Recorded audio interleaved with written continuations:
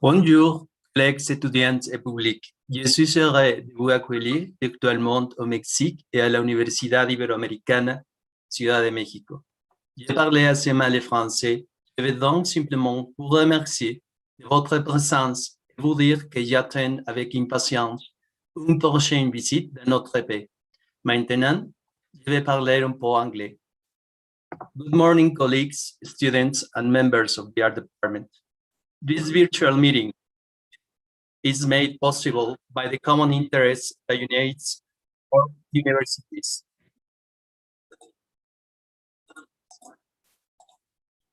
The Art Department of the Universidad Iberoamericana, Ciudad de México, has been the cradle of art historians, critics, museographers, museologists, artists, and cultural managers who have contributed to Mexico, Latin American, and other parts of the world. We have a long tradition of work and study related to museums. I welcome each and every one of you. I thank the Université du Québec à Montréal and the Université du Québec Trois-Rivières for this brotherhood. Thanks to Alain, Bernard, Lisa, Marie, Rodrigo, Annick, Jason, Daniela, Dominique, Sophie, Brigitte, Gabriel, me, Beatrice, Sandra, Maëlie Jean, Valeria, Olga, Sikaru, Sara, Julia, Daniela, Fernanda, Yalicel, Yvonne. Thanks a lot.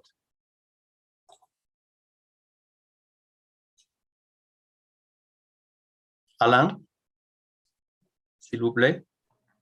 Yes, thank you very much, Alberto. Maybe I would invite Bernard to talk as the representative of Museology programs at UQAM, and then I can say some words too. Bernard?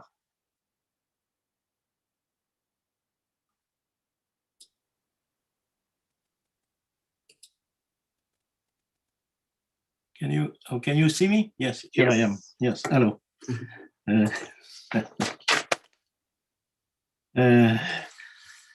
Well, let me say a few words. First of all, let me tell you that Anne Benicio sincerely regrets not being able to attend this conference, having another long-term commitment, which she could not be cancelled, of course, unfortunately. I would first of all like to welcome all the participants to these academic encounters organized by the Ibero-American University of Mexico City, UQAM, and the University of Quebec at Trois-Rivières also. And to this class, of course, and to praise organizers and speakers for making these two events reality. Of course, we would like to be together in person, to exchange face-to-face, but faced with the pandemic, we must, I would say, unfortunately, rely on Zoom and make the most of it. Nevertheless, I am confident that these exchanges will be fruitful and stimulating. Please let me allow to briefly suggest some ideas which may inspire your discussions. First of all, over the past 3 decades, the master and later the PhD, by training museologists who in their great number work in the field, have greatly contributed to its professionalization. This is one of the reasons why admission to the master's program are competitive. And this is why a great many actors of the museums field, of course, are postgraduate museology degree holders. Of course, it was a very long process. It takes years to reach that level, but we're quite satisfied now with the results. So these encounters, such as those taking place today, add other dimension to the training. Since an encounter such as the one today, giving due credits to the weeks-long works, also contribute to the professionalization by adding other elements.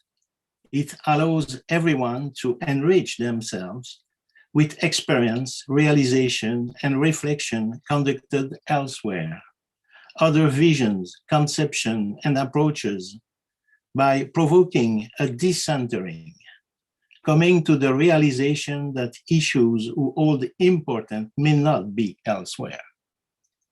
All of us, by encountering the other, relativize one's own conviction and certainties, since we become aware of the diversity of human experience, ours being only one facet among many others. And it is for this very reason that such encounters must be, I would say, provoked, so to speak. In this, you are privileged, because if the museum can be seen as the expression of a universal utopia, every museum is grounded locally, an integral part of its history, society, and culture. Thus, the knowledge of the museum world implies decentering as a rule, because each visit opens us to a new universe. We all stand to win by multiplying our museum experiences, shedding our certainties. In this, the encounter with the other is essential. And this is what you are exactly, what you are doing with this conference. The last word, as I have already taken too much time, whoever is aware of what is happening in Latin America knows that its society are dynamic and their thinker incisive. Thus, Anne Benichou and myself wish for the development of international collaboration, courses, and partnership. We could consider students and professor exchanges, and of course, research and collaboration, and why not joint research program. In a word, we wish that this week and this encounter create opportunities and be the first of a great number of exchanges and collaboration. Thank you very much. Thank you, Bernard. Thank you very much. So I will say a couple of words too, as the co-organizer of this event. So, buenos días, queridos amigos. Bonjour, chers amis. Thank you so much for being here today. It means so much to me and the students of our master's seminar on museology and heritage in Mexico. I am especially grateful to the Ibero professors and students who had been there since the beginning of these academic exchanges in 2009. I have come to feel at home on your beautiful campus. I must say that giving a summer course about Mexican museology from Montreal was not my first choice, but it allowed us to be all together today from Mexico and from Quebec. This pandemic forced us to learn new ways of interaction, and distance is not a problem anymore. So from now on, even though the students and myself are in Mexico, and I really hope we will be there in Mexico in 2022, all of our friends from Quebec can join the meeting. Of course, I hope you can join us in Mexico next year. I'm very happy to see you all together, and I hope new collaborations will result from this event. So English will be the language today since it's the modern Latin, but don't worry if you drop a couple of French or Spanish words along the way. I will sure do, especially as the fatigues sets in during the day, especially on Zoom. So we will start with the presentation of Sikaru from Ibero about museology at Ibero, and then we will go on with the different conferences. I suggest we wait for the end of each presentation for the questions, and we will stick to the time during the day because we have a very ambitious program. So I wish you a beautiful day, and I'm sure it's the beginning of new collaborations. So Sikaru, if you want to take the lead from now on. Thank you, Len. Thank you very much, everyone, for being here. Dr. Olga Rodriguez apologized for not being able to be here today, but I'm going to explain a little bit of what we do in terms of museology in the art department. So the subject of museology has been very important in the history of the art department at Universidad Iberoamericana. a few years ago, we had the master's degree in museums that trained many of today's museums directors and leaders of cultural institutions. The master's degree in museums was appropriated by the master's degree in art studies, our current master's degree program, where our students continue to be trained through projects that address museums' issues in artistic, social, and cultural fields. In the art department, there is a long tradition of generating annual exhibitions where our students from the three programs, the bachelor degree in art history, the master's degree in art studies, and the PhD in history, a critical theory of art, generate innovative exhibitions in conjunction with the academic staff. Today, we will witness the work of our students. They are history students, Julia and Daniela, who have developed critical research in two of our national museums in Mexico. Also, we will have the participation of Fernanda, who is about to finish her master's degree with the project of the Museo del Chopo. And also, we will have the opportunity to listen to Yaliselga Vieira, a PhD candidate, who has worked in the Havana Biennale. Thank you very much for being here. We will start with the presentations now. So please, Alain, I don't know if you want to give any advice for the people who are going to present now. Yeah. We will start with Lisa Burelli, which is a student of this summer masterclass, but also a PhD student in Museology, Mediation, and Patrimoine Heritage at UQAM. So we will start with her. And like I said, maybe we will wait for the questions after. I have a question, Sikaru.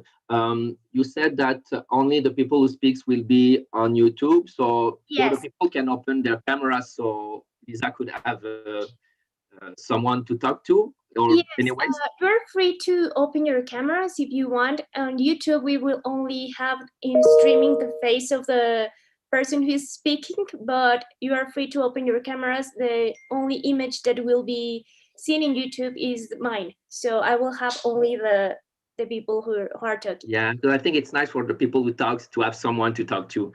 So yes. just saying, of course, if especially if they won't show on YouTube. So, No. So feel free to open your camera so Lisa can have someone to yes, talk to. It's up to you. Yeah, okay. So I think it's nicer to see everybody. So welcome to everybody. Now I see you. Welcome to my students and all of the people who are here. So Lisa, you said that you cannot share your screen. Can you say again? Yeah, I can share my screen now. Thank you. Okay. Sikaru? Yes, everybody can share screen. Just please turn off your microphones for Lisa to be the only one in the screen, please. Great. Okay. Where are you? Sorry, I'm trying Is to it manage. is it working for you now, Lisa? Yes, it's working. It's working. Okay, so have a good presentation. Thank you, Alain. Thank you for this wonderful opportunity.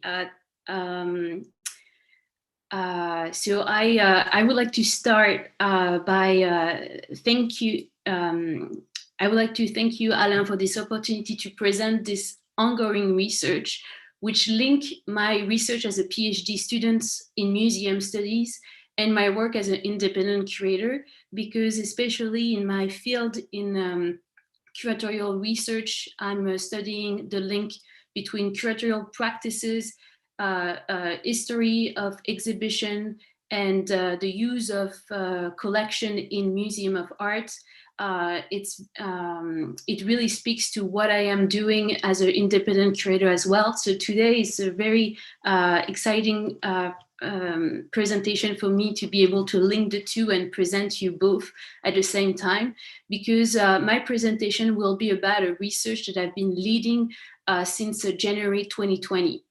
So I entitled my presentation "Exploring 50 Years of Feminist Curatorial Practices: A Study of the Mens and Vincent Art Gallery Archives." before I give you, I start my presentation, my PowerPoint, I would like to give you a little bit of context.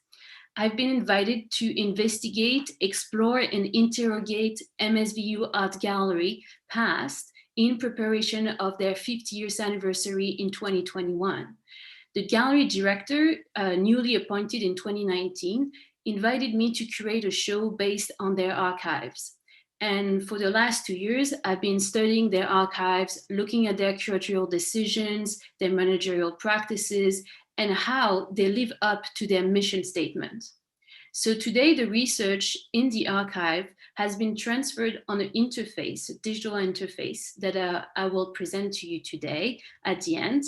And hopefully in November 2021, this interface and the work with the artist will be adapted into an immersive installation at the gallery.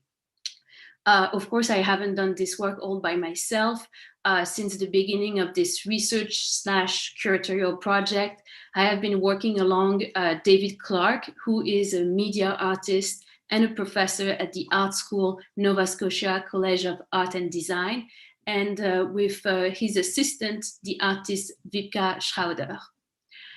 Because this research and all the work that I've been doing in the archives and the curatorial project is located in Halifax, Nova Scotia, I would like to respectfully acknowledge that this gallery, my case study, and the Mount St. Vincent University, which is what MSVU stand for, are situated in Mi'kma'ki, the ancestral and unceded territory of the Mi'kmaq people.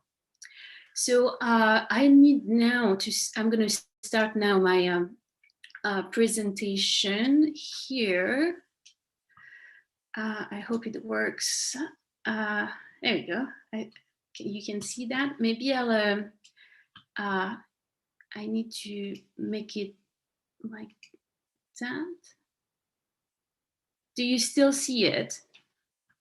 Do you still see my my screen? Yes. Perfect. But like with the VHS, the cassette here.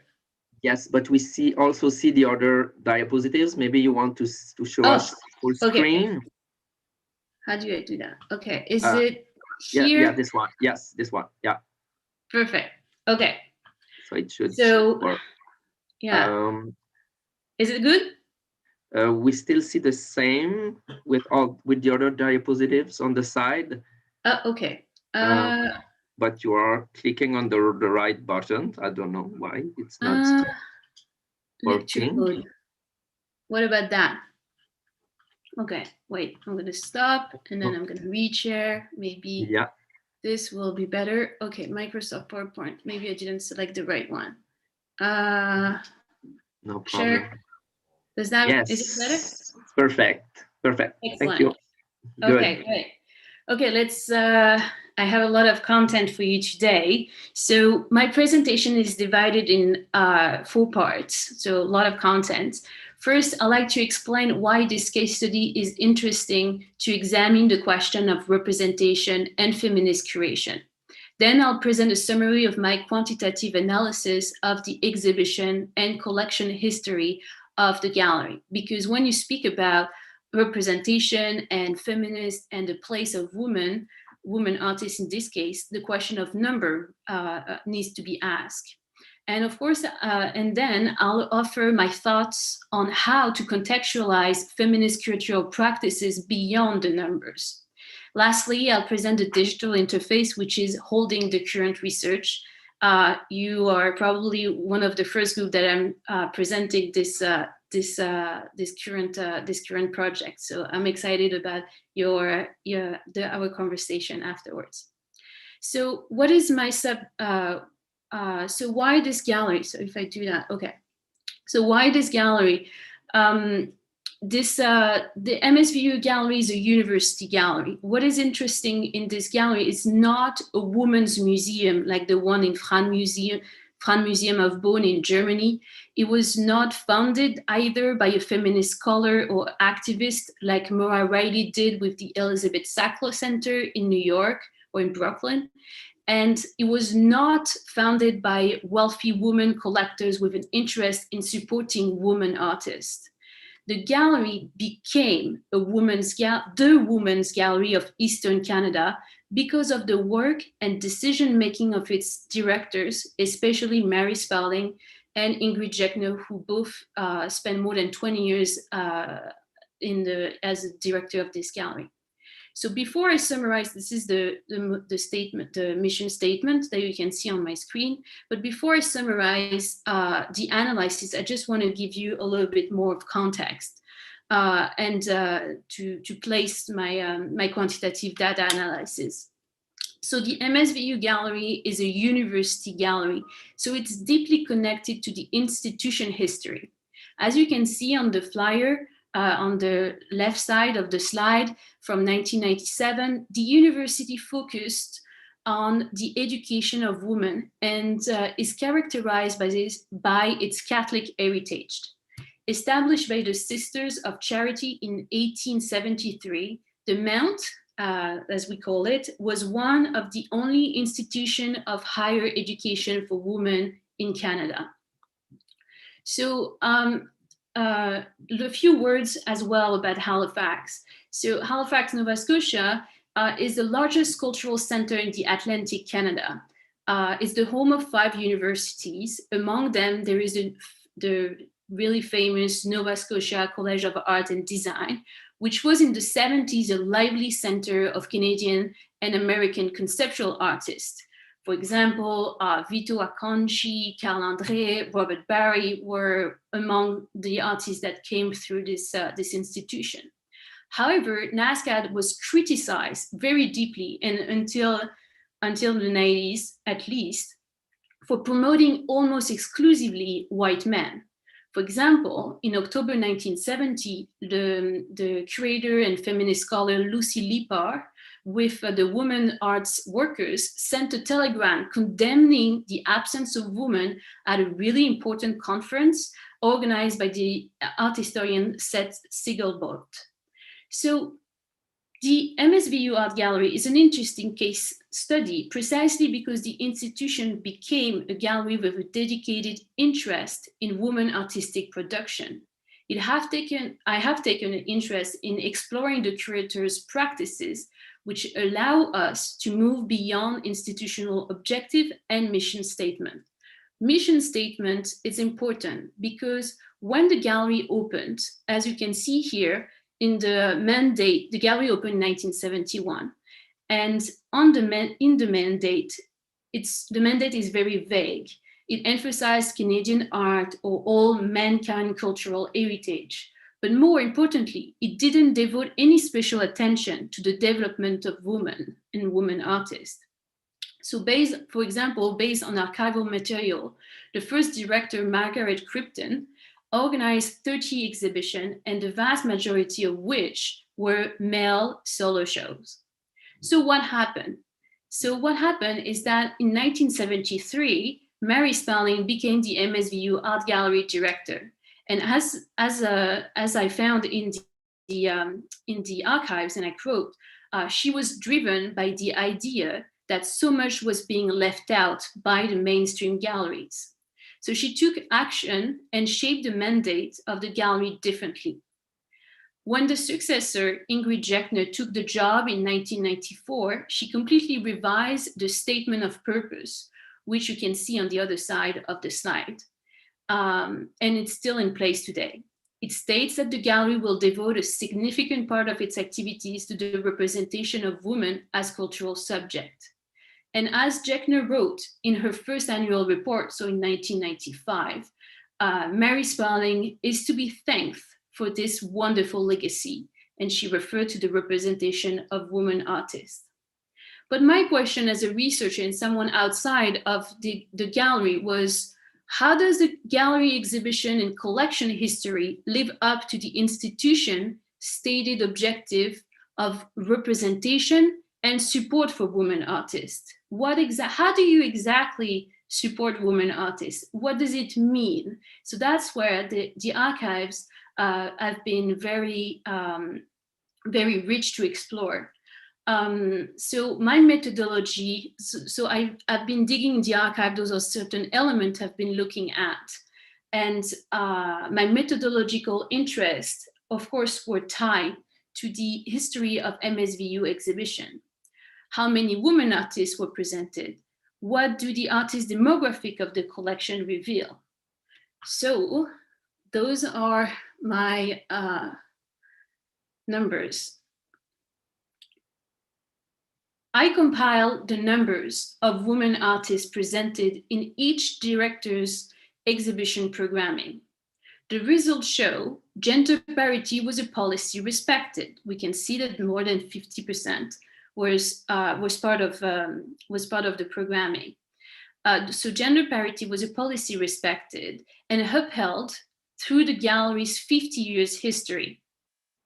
Mary Spelling. So then I looked into what they actually have done and how can we clarify what is the strategy of gender parity and how does it unfold. Mary Spelling favored women artists from the region, as you can see. Her strategy of resistance against dominant male narrative was to propose an alternative or parallel history. That's my interpretation.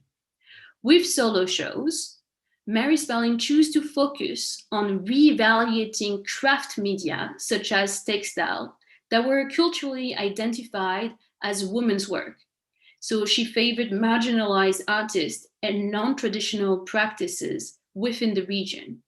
Spelling, for example, as well, opened the gallery to communities rather than decide what should or shouldn't be presented. One example is in 1978, she collaborated with the Mi'kmaq woman artists from the Eskasoni Reserve First Nation in Cape Breton. These women artists translated traditional decorative clothing motif into wall hanging, which the gallery exhibited in 1978. Regarding group shows, Spelling group shows offered the opportunity to address contemporary women issues. For example, the group show, you find a lot of group show about working conditions, poverty, motherhood, representation, etc. The women group shows were less frequent, as you can see in the numbers, over the course of her tenure. But it's important to note that they were a huge undertaking for small galleries. You've seen the fact description. It's 2 or 3 people, a lot of volunteers, small budget. So undertaking a group exhibition, massive, was kind of a big achievement. For example, Mirroring in 1982 was a group show featuring 15 women artists from the Atlantic. The Mount received funding for the artists to produce their work. It also involved a guest curator who was from Vancouver and a publication. And above that, the exhibition toured across Canada in 1983 in Vancouver, Montreal, London, and all the Atlantic provinces. That was a huge project. So to use the terminology employed by art historian Amelia Jones in Feminist Subject versus Feminist Effect, published in 2013, Mary Spelling was creating with a feminist point of view. She valued women's work and foregrounded the practice of dividing authorship in the production of cultural events. Now Ingrid Jackner. She, on the other side, Ingrid Jackner focused on curating feminist art or women's art. Let's go back to the statistic. So the statistics show that Ingrid Jackner developed different strategy. She favored women artists in every type of show. You can see 33% versus 15%, whereas for Spelling, it was 24 versus 22. Jackner invited renowned feminist artists to the gallery, namely Carly Schneemann in 1995, one of the really famous artists and activists. Here are some images from the show that I retrieved from the archives. She also hosted the Adrian Piper retrospective in 2000, the only Canadian stop of this tour. She also included the women artists from the region. For example, she did a solo show of Eva Hess, who is a famous American sculptor and feminist artist. And in the second space, she offered a duo of two Canadian sculptors, Elizabeth Pratt and Martha Thompson. So she also curated, so in analyzing Jackner's curatorial decision-making, I argue that she developed a revisionist strategy, meaning she curated mixed group shows in which women's work was shown along the work of men and other artists.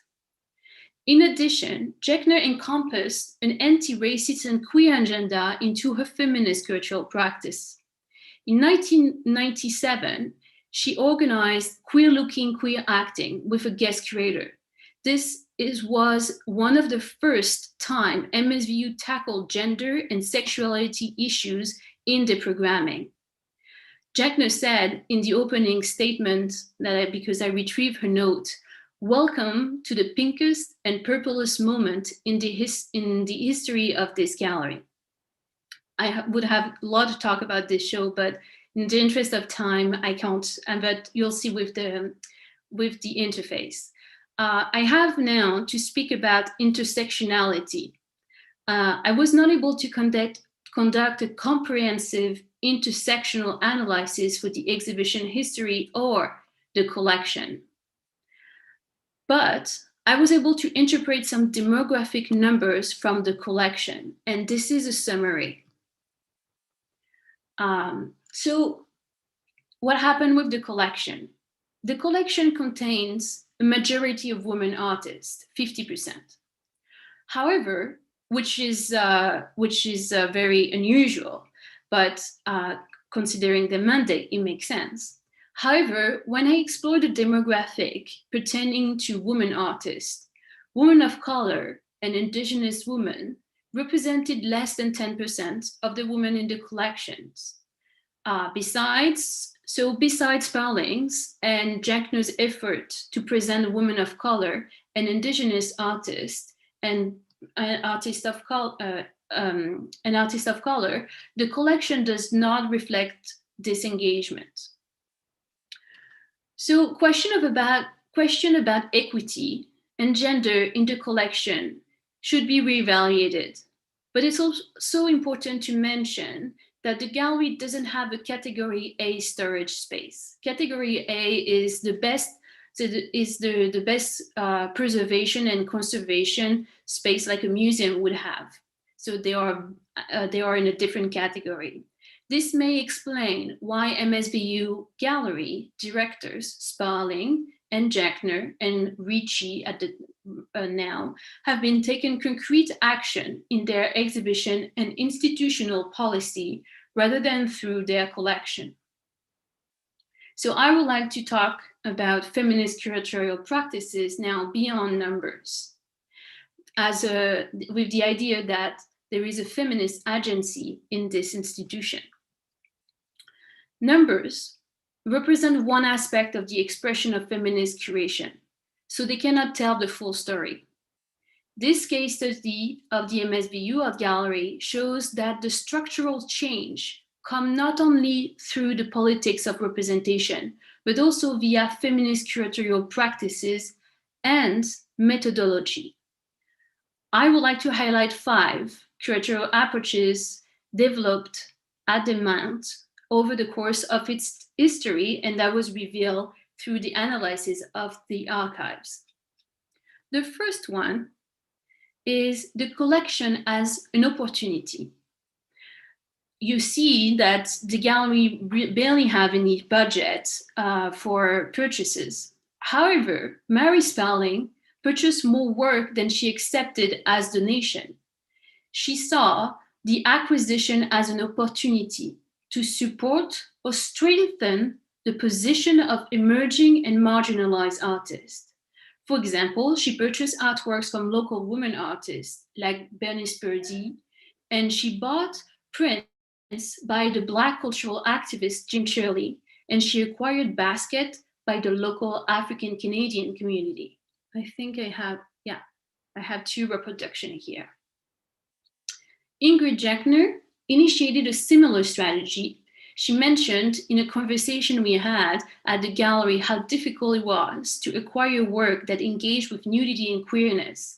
I like to remind you that this was a Catholic university at first, so we can understand their struggle with those questions.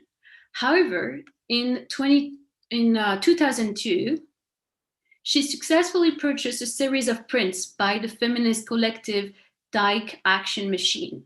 Those are two prints. One of two, there is a lot more, but those are two prints. A second approach is make space in the institution. In 2017, Ingrid Jackner with her staff dedicated 6 months of their operation to facilitate the community-based project Walking with Our Sisters. This project is a commemoration for missing and murdered Indigenous women, girls, Two-Spirits people, and their families. Current gallery director, I would love, there is more on their website if you're interested. Current gallery director Laura Ricci also hired BIPOC assistants, and in her first 2 years, she also curated 2 BIPOC emerging women artists for solo shows. Third is mentorship. A gallery is a space for learning and experiencing. The first structural decision made by Sparling was to replace the position of security guard with exhibition officer. Today, it's pretty common to have this. However, in the 70s and in a small gallery, that was not the case. So the exhibition officer was a position of apprenticeship for young artists and future museum professionals. In total, 11 women and 10 men were hired during Sparling directorship. Ingrid Jackner continued to hire curatorial assistants, and she offered them opportunities to curate and experiment with the gallery collection. Fourth is accessibility. Ingrid Jackner took the initiative to normalize accessibility at the end of her tenure, and it is now part of the gallery vision. And it now also informs the way they curate their shows. Accessibility, you can learn more on their website. The term of accessibility is how to give access to people with certain handicap or disabilities. Lastly, is the methodology or the approach of long-term commitment. One project is one thing, but to go further and commit for several years is a different strategy than, so I would like to conclude this strategy or highlight the strategy with Mary Sparling project entitled the Slide Registry. In 1975, Sparling introduced the Slide Registry of Nova Scotia women artists. It was a project that for 15 years, it represented the work of nearly 200 women. It served as an important resource for curators and researchers. In 1990, the members of this, because that was not run by the gallery, but it was a cooperative and located at the gallery, the members decided to deposit the registrar in the public archives of Nova Scotia. And then they start a weekly television series, the Nova Scotia Women Artists Journal. And the TV program ended in 1993. So this project was started in 1975 and ended in 1993.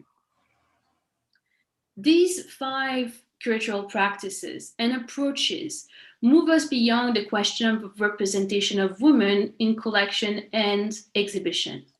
They help shift the emphasis from numbers and statistics to a more contemporary engagement with curatorial feminist practices. As feminist scholars Dorothy Richer and Maura Rowley argue, counting is a feminist gesture, no doubt, and is very important. However, they both agree that this is a temporary strategy.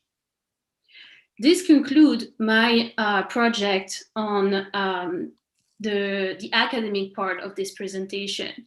And I have a few minutes now to show you a little bit more of what did I have done with this research and how did I transform this into a digital platform and eventually into an exhibition.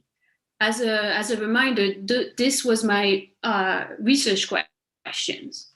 So for the exhibition and the interface, I choose from the archives 50 different events and moments to represent the 50 years anniversary. Those events are exhibition, acquisition, program, publication, etc. And for each of those events, I associated each of those events with 10 different themes that are not necessarily art related. And they are really more talk about the strategy and the cultural practice and the mission statement. Those are the 10 themes that you can see here. And for each of those themes and the archives that I selected for each of them, the artist David Clark created artistic and digital collage for each of them. So if I can now show you just a little bit of this project. So I think, okay, I stopped that and I have this ready, so it should not take too much time.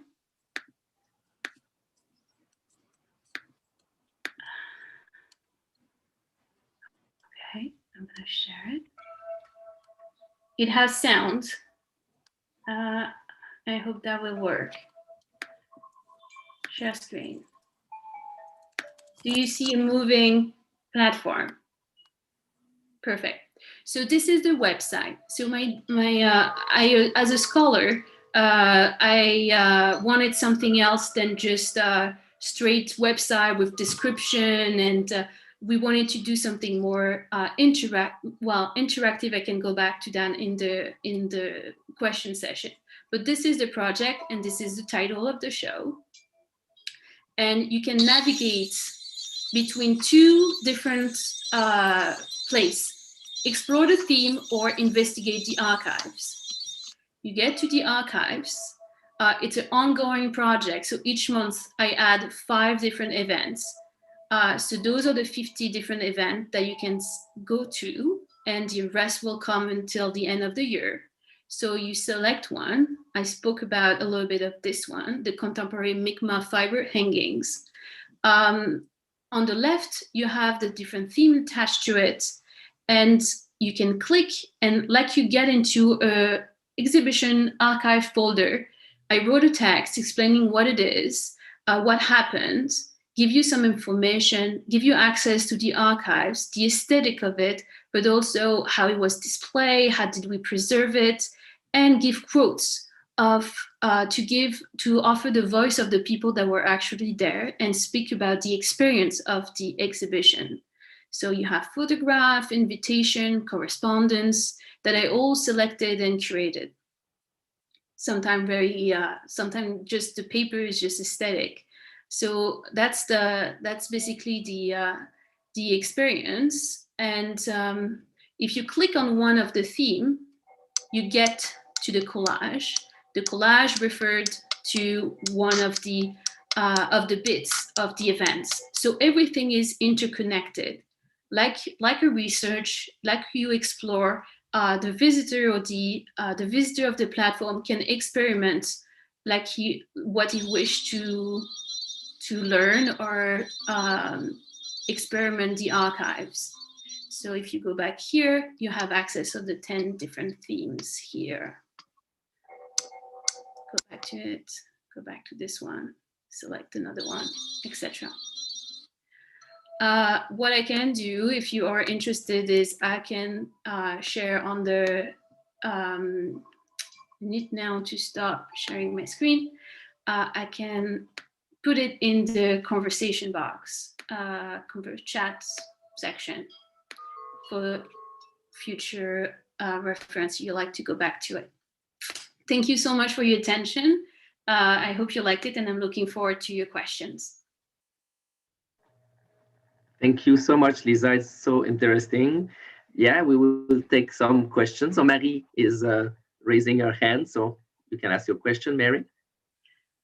I was just applauding, but yes, I have also a question. I wanted to know, you talk about an exhibition that was supposed to stand next November, right? Yes, and is it supposed will. is it supposed to be like, I was wondering what it was supposed to be, if you want to share with us. Yes, for now it's a hypothesis, but the collage that you've seen created by the artist David Clark will be projected on the gallery wall. So from the ceiling to the floor. So it will be an immersive experience that you go into the archives, and probably, yeah, that's will be the main goal. Like that would be the experience right now. So aesthetic, whereas the interface is more content and research based. Another question? I may have one question, Lisa. Can you talk us more about the outside theme? Because I've read the themes, and for me, they were all more obvious, but the outside theme interests me. Oh, because I see project as a collaboration. I worked with, I work with people at NASCAD, and I work really closely with the MSVU gallery theme because I had questions for them. I spoke to different actors. I wanted to reveal all the collaborators. For example, one idea is I asked someone in the gallery to list all the people that worked at the gallery over the 50 years, going through annual reports. And those names and those people will maybe become a collage by the artist. So you have to, the idea of collaboration and working with people outside is present in the content of the exhibition, but also as a methodology. Thank you so much.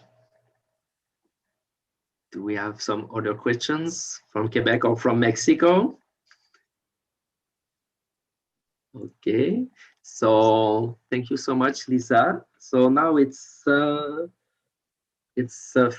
to 10 in Mexico or 5 to 11 in Quebec. So I suggest a pause at this moment. So we will take maybe 10 minutes from here. So we come back in 10 minutes to hear Dr. Sara Gabriela Vaz Sanchez. Is it okay for everybody? Yes. Yes, or maybe 5 minutes. It's okay. Okay, 5. Yeah. Okay. Yeah. So at 11, we start at 11 Quebec or 10 Mexico. Okay. Thank you.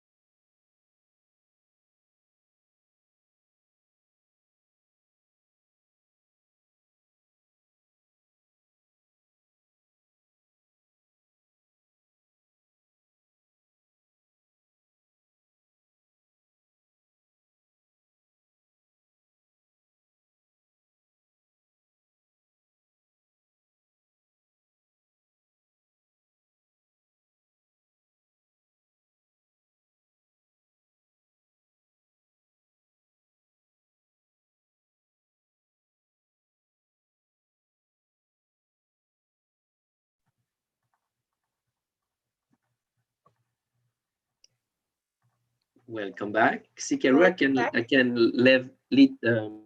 let you present the next presenter. Okay, sure. So we're going to continue with the presentation of Dr. Sara Gabriela Vaz, who is currently one of our professors of our faculty in the art department, but she was the director of the National Museum of Art in Mexico and the National Museum of Viceregal Art. So she's going to presentate a conference about the direction of national museums in Mexico. So Sara, thank you for being here, and you have the microphone now. Thank you for the opportunity. Can you hear me? Is that right? Okay. So I prefer to read my text. It's short, I promise. It's just 7 pages, and it's called The Art of Disobedience. And I want to share my screen right now. Sorry, because I prefer you to see some pictures while I'm talking and not my face. So okay, I guess you can see it now. Yeah, okay, here I go.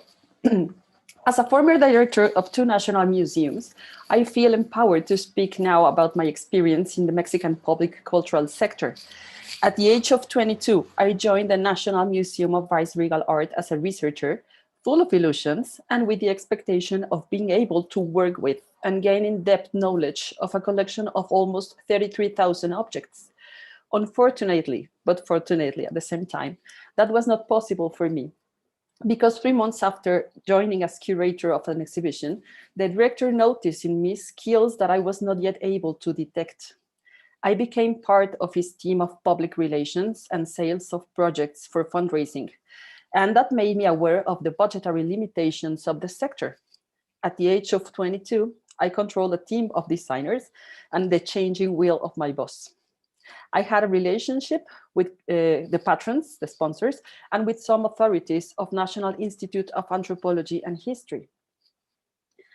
I should explain now that my experience focuses on only 2 national museums.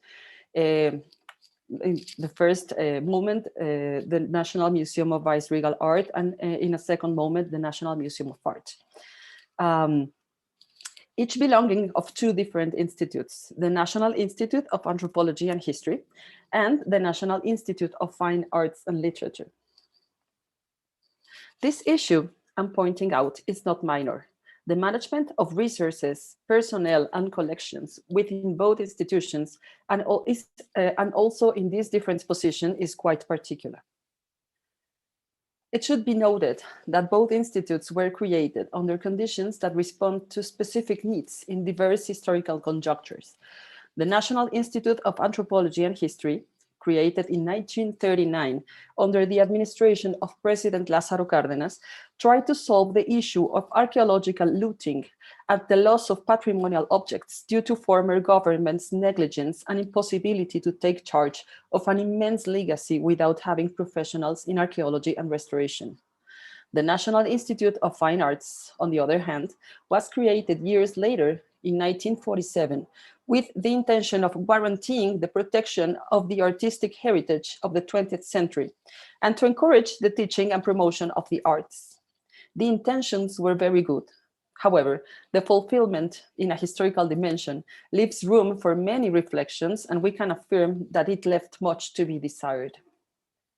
The earlier creation of the National Institute of Anthropology and History, as well as the fact of having an organic law, empowered this institution to feel the absolute owner of the paleontological, archaeological, ethnographic, and historical legacy.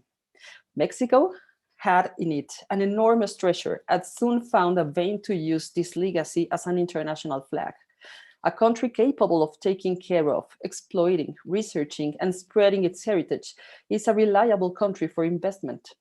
It is a civilized country. The scheme is completed with the creation of the National Institute of Fine Arts and Literature, as Mexico would be able to deal with its emerging creation and the administration of the teaching and promotion of living arts. Both institutions depend, at the beginning, of the Ministry of Public Education. The management of federal public museums in Mexico obeys to a relationship between them and their respective institutes, as well as their relationship with legislation in order to underpin their vocations in terms of the approach to heritage, its care and dissemination. However, the audiences have received little attention since museums and collections became, from an early date, flagships for the government and to position Mexico abroad. At least, this was the tone of federal museum institutions during the administration of Rafael Tovar y de Teresa. I'll show you. Since the founding of the National Council for Culture and the Arts in 1988. One of the council tasks was to extract the most representative of our cultural legacy, produce major international traveling exhibitions, and generate with them confidence in Mexico as a destination for investors. The glories of our past were the central weapon to yield amazement. In addition to this objective, the Council strove, at least in the first 10 years, to build a community of cultural consumers in the interior of the country. Thanks to these efforts, audiences were formed in the main cities, led by Mexico City, of course. But this ideal of reaching other areas of the country would hardly be accomplished until many years later, and to a large extent, thanks to private investment. In fact, since the 90s, private funds systematically created other museums that grew in collections, programs, and representativeness for more specific communities within the cities where they were founded. A gradual but inexorable history of budget cuts to the cultural sector made evident the need to restore to private initiative and made it clear that the state apparatus was no longer sufficient to take care of everything that historically and by law was supposed to be protected and developed. How did I insert myself into this story? Naturally, at the beginning of my career in museums, I had no idea how the state's cultural apparatus worked, nor did I know how to manage a budget. I began to understand the relationship between the institutional authorities and the tension that arose with the patrons. Working with the director, I realized that this figure is in no way equivalent to the one in other countries, since its autonomy is extremely limited, constantly subordinated to the political imposition of the institutional vocation and to the origin of the funds that make it possible to carry out contracts and projects. In the case of federal public museums, there's also a third actor, the union, which exerts constant pressure and frequently questions the decision and orientations that each director intends to give to the museum. A series of historical biases leads the union to demand that certain benefits be granted to all its members, regardless of whether they work to obtain them. Directors must exercise a conciliatory role, avoid union protests, prevent the visitors from being affected by them, avoid the abuse of overtime pay by unionized staff, etc. Much of the work and energy of the directors is wasted in these tasks, as well as in the administrative ones. And there's little space left to seek alliances with the national and international private sector or to favor agreements with other museums in Mexico and the world. Despite the limitations, the opportunity to direct a federal public facility opens up numerous possibilities in terms of linking with communities and exercising disobedience to political lines and institutional vocation. After years as a deputy director, I realized the enormous potential of the art of disobedience. That is to say, I understood that it was necessary to master the art of budget management and political communication with authorities and sponsors, but it was necessary to find those fissures, those cracks in the system to achieve results that were not only satisfactory for the institution. That was how I was able to develop projects that sought to have an impact on the community we served. Okay. At the National Museum of Viceregal Art, we were devoted to the task of opening a ludic space and to altering the traditional route for the visitors. The proposals always had a tremendous obstacle, the people of the union. The ludic space was intended to promote reading among children, and it was developed with a minimal budget and taking advantage of the collaboration with graphic design students from our university. The guards were of the opinion that we could not open it because the people will tend to steal the books and material that we had there. Once it was opened, I had to check daily if the guards really opened the room. Finally, initiatives that overcome resistance and usually prove to be successful run up against habits and customs in the medium term and on many occasions end up in oblivion. Directing the National Museum of Vice-Regal Art was a great opportunity, and as it represented my first attempts at disobedience. Fortunately, in a setting that did not attract much attention from my institutional authorities. Despite being a great historical present, the museum does not have the capacity to receive international collections, and its temporary exhibition room was very small. We did not represent a focus of attention for the National Institute of Anthropology and History. We had a small budget, and we were seen as a precinct that only had to be maintained, but never as a site that could produce avant-garde initiatives. If anything, problem with union's protests. It was in that context, that I had the opportunity to manage a fundraising project with the government of the state of Mexico for the restoration of the chapel of the Virgin of Loreto. The Secretary of Tourism of the state government was very enthusiastic about this initiative, but there was a problem.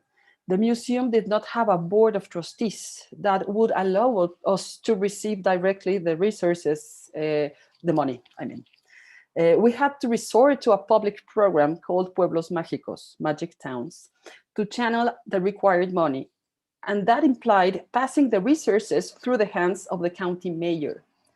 In spite of the difficulties, in less than a month, we had 40 restorers working on the project, which after a little less than a year was completed. How did we manage to maintain the personnel in the face of the delay of the arrival of the money? Through the synergy generated with the community of owners of restaurants and also hotel owners who were confident that the restoration would mean a greater number of visitors and therefore economic benefits for the town. By the way, the National Museum of the Vice-Regal Art is not in Mexico City, but in the municipality of Tepoztlán in the state of Mexico. I believe that one of the main challenges a national museum director faces in Mexico is having to align himself with the politics of the nucleus of people in power. This is complicated if, in addition to all the mediation and administration activities that must be done, one has to contribute to take care of the political careers of directors of the institutions and represent in the exhibition program and activities for the audiences the ideology of government. I believe that this is the most attractive aspect of disobeying for all of us who have occupied these positions. Some of us can, others cannot. This size and symbolic importance of the museum, and above all, the fact that it is a precinct of public visibility, have a great influence. This is the case of the National Museum of Art, the second museum I had the opportunity to run. This is it. With more experience at the National Museum of Art, I was able to develop these concerns to create programs to strengthen nearby and remote communities. We became leaders in social networks and created contents, some of it provocative, that broke away from the stiff institutional voice and effectively linked our users with the venue. As a part of a public program linked to a temporary exhibition, we decided to invite the community to ballroom dancing sessions in one of the most beautiful and coveted spaces of the historical building. There you are. Salon Munal aroused great interest and managed to attract a good number of participants. People who, as they told me, would never, and I'm quoting, would never have entered the museum because it seemed boring, expensive, and outdated. Over the course of 3 sessions, the community grew stronger. We also held 2 speed dating exercises in where the registered people could talk to practically all the museum staff, from the head of security to the director. These outreach exercises set a tone for the audiences and generated positive appreciation, but also attracted the attention of the National Institute of Fine Arts and Literature, of the authorities, of course, and we were censored. Then the Minister of Culture told me that I should never forget, and I'm quoting again, that audiences in Mexico are very traditional. And that phrase made me think about the convenience of keeping audiences that way, about the convenience of them not being challenging, demanding, because a traditional audience preserves the status quo. Okay, I'm trying to conclude. The cultural apparatus developed by the post-revolutionary Mexican governments is, without any doubt, one of the most complex in Latin America. This complexity derives, in the first instance, from the richness and diversity of our heritage, as well as from the management strategies generated over almost 100 years. Many efforts have been made to analyze, recount, and compile scattered fragments of this history. However, given the political moment we are living in, it's still necessary to establish academic and scientific criteria that allowed an adequate weighting and true critical analysis for the realities in the cultural sector. The trajectory that we as a nation have followed in the field of sustaining, promoting, and disseminating culture leads us to think about state sponsorship or of the sector and historical roots, just as it raises the possibility of criticizing the decisions that are politically made, and each 6-year administration, especially when focusing on the tasks of the professionals who are available. True policy arises from interaction with the community. It is also avoidable that the idea of the state and its interference are under discussions. Because of this, the instances belonging to the cultural sector can face much more organic dynamics that question prior application, the enunciation of policies, determinations, and regulations by the federal government. Not only this, but the analysis of each of the governmental initiatives in relation to culture will allow them to complement or channel them to the generation of a value chain. In short, one of the things I value the most about my management experiences is the possibility of exercising the art of disobedience.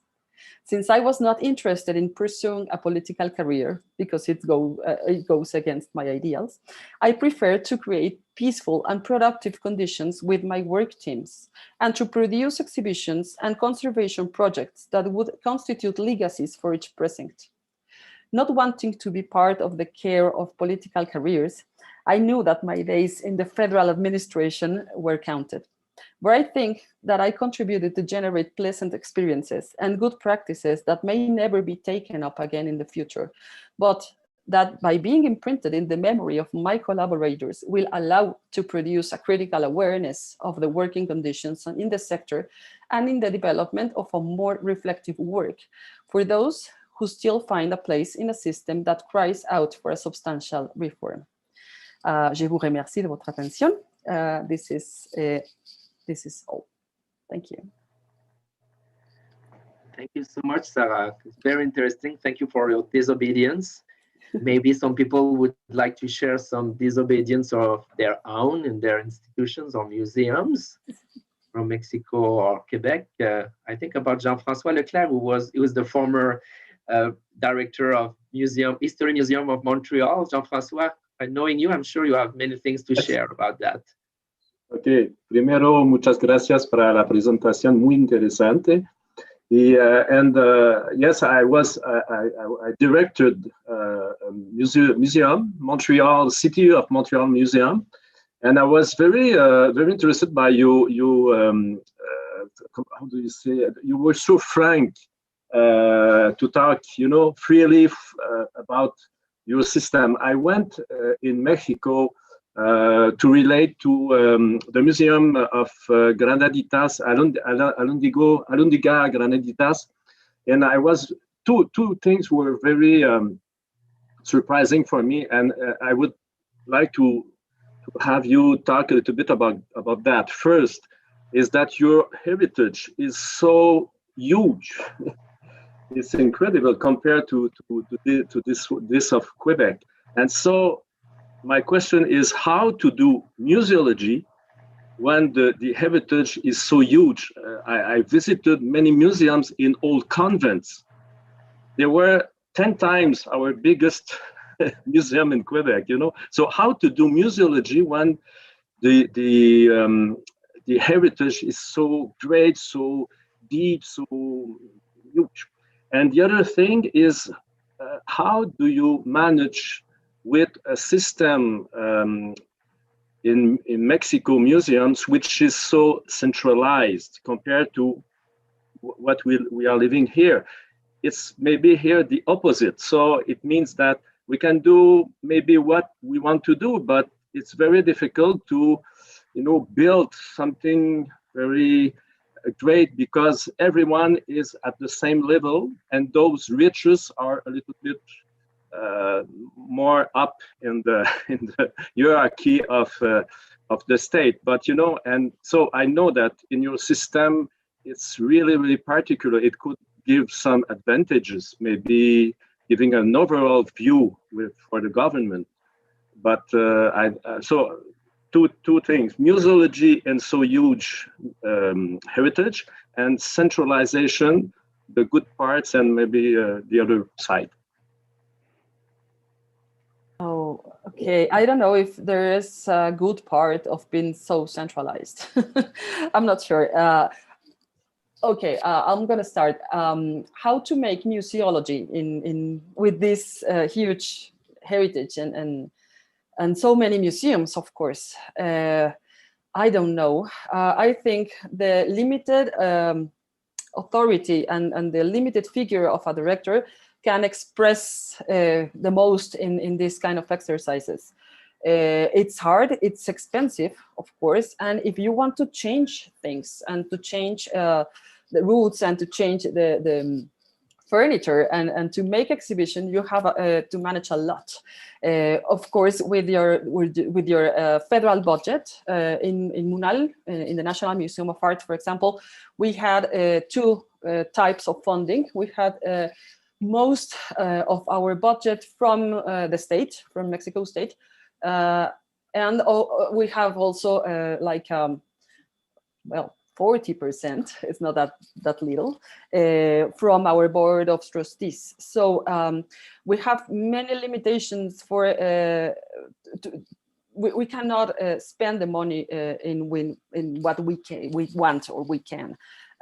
We should use the private money to build new infrastructure, to build some new furniture, to pay for curators, that kind of thing. So certainly you have the money from the state, but you cannot spend this money in with what you need. So you have to do a lot of work of negotiation, and of course you have to guarantee that each year you're gonna have the same amount you just spent last year. So it's difficult. No, you have to know deeply the public federal administration and how to manage this.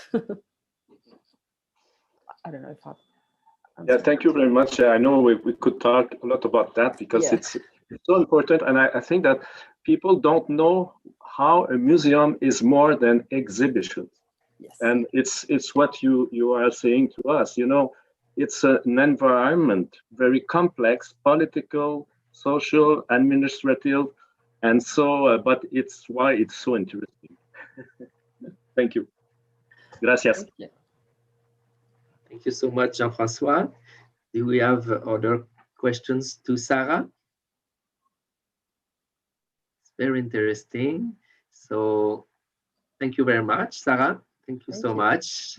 Then I will let Sikaru present the students who will be the next people we will hear about.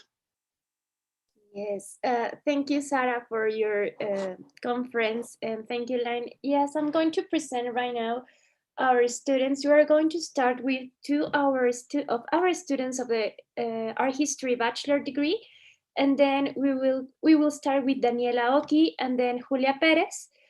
And after, if you want, we can make a pause there if there are any questions after the two of them, and then we can continue with Fernanda and Yarisel. So Dani, we are ready for you. Okay, give me just a second. I prepare a presentation. Okay. Here it is. Hi, I'm Daniela Okie, and I will talk about the national identity fomented by the National Museum of Anthropology. Okay, I will go through the role that the National Museum and Anthropology had in the formation of a national identity and in a type of Mexicanness. Identify key aspects of nationalism within the museum, as well as its rethinking and reinforcement. Also, its importance in the political and cultural sense. Well, I will create a link between the political discourses that are mentioned in favor of culture and the reality behind those discourses that are mostly still present.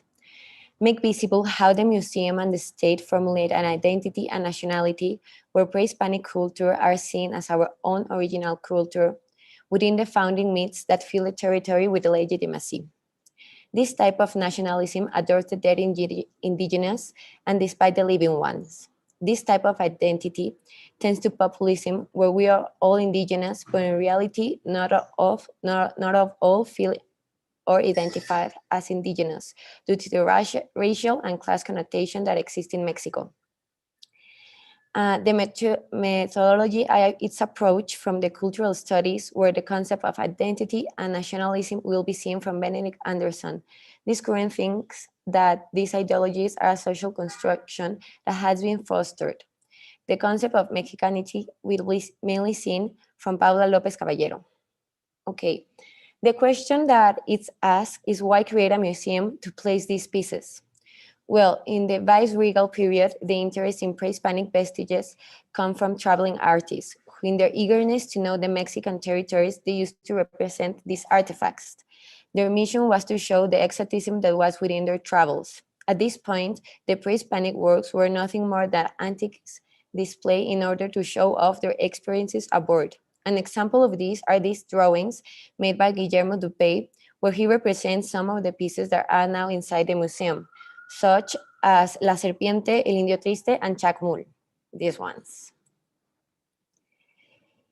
During the previous and later years, texts and writings were made about antiquities, which saw the propagation and dissemination of these pieces through photography. That is, many of these pieces that the museum had were cataloged by batches and photographed, as we can see in these images where there are lots, potteries, and pre-Hispanic sculptures. This within the aim of giving them prestige and international recognition, a proposal that was fulfilled. Since in Europe, pre-Hispanic pieces began to be seen as an exotic luxury objects, an issue that is still very present in the European thoughts. Later, in 1940, the Museum of Anthropology was created so that it could study not only past cultures, but also present ones. That is why there are collections of archaeology and ethnographic where interculturalism is globally promoted. This institutional philosophy was not compared with the events of 1900s, where the victory of campaign against Mayan Indians was celebrated in Yucatan. The National Museum of Anthropology cares for, protects, investigates, and disseminates pieces of dead indigenism to promote Mexicanness. Clear examples of these are the emblematic pieces de Coatlicue and the Piedra del Sol, where the image is promoted as a symbol of Mexico and its culture. This is also reinforced from education outside and inside the museum. This can be seen in the piece's ID that it's under the Coatlicue. We find that it says, monument that synthesize numerous meanings and associations of the thoughts of aesthetic of ancient Mexicans. This last phrase, ancient Mexicans, is defining the Mexica culture as the ancestor of all Mexicans, generalizing cultures. In the same way, in the Piedra del Sol, the government's efforts to spread the image are seen more emphatically since it's engraved on the Mexican coins and they are visible by all. Inside the museum, you can see an ethnographic section on the second floor, where the different indigenous cultures are shown, such as the Oaxaca, Maya, and Nahuatl culture. The rumors are adequate from the external point of view. They talk about their lifestyle, tradition, and customs, even about the problems of dispossession of territory. But in the end, there is an appropriation of their culture where there is pride of cultural diversity that's only shown on the inside on the museum. Usually the state advertises itself as intercultural, but it does not allow a diversity that doesn't agree with this vision of nationalism. Therefore, the indigenous people of the present are left out, and the narrative focuses on regrettable art pieces with centralist and nationalist ideologies. We must ask ourselves how much diversity is allowed. Paula López Caballero tells us about how the founding myths give rise to forming a nation, and these same stories are told within the National Museum of Anthropology. A clear case is the Boturini Codex that is engraved on the pediment that is shown when leaving the museum, this one that you can see.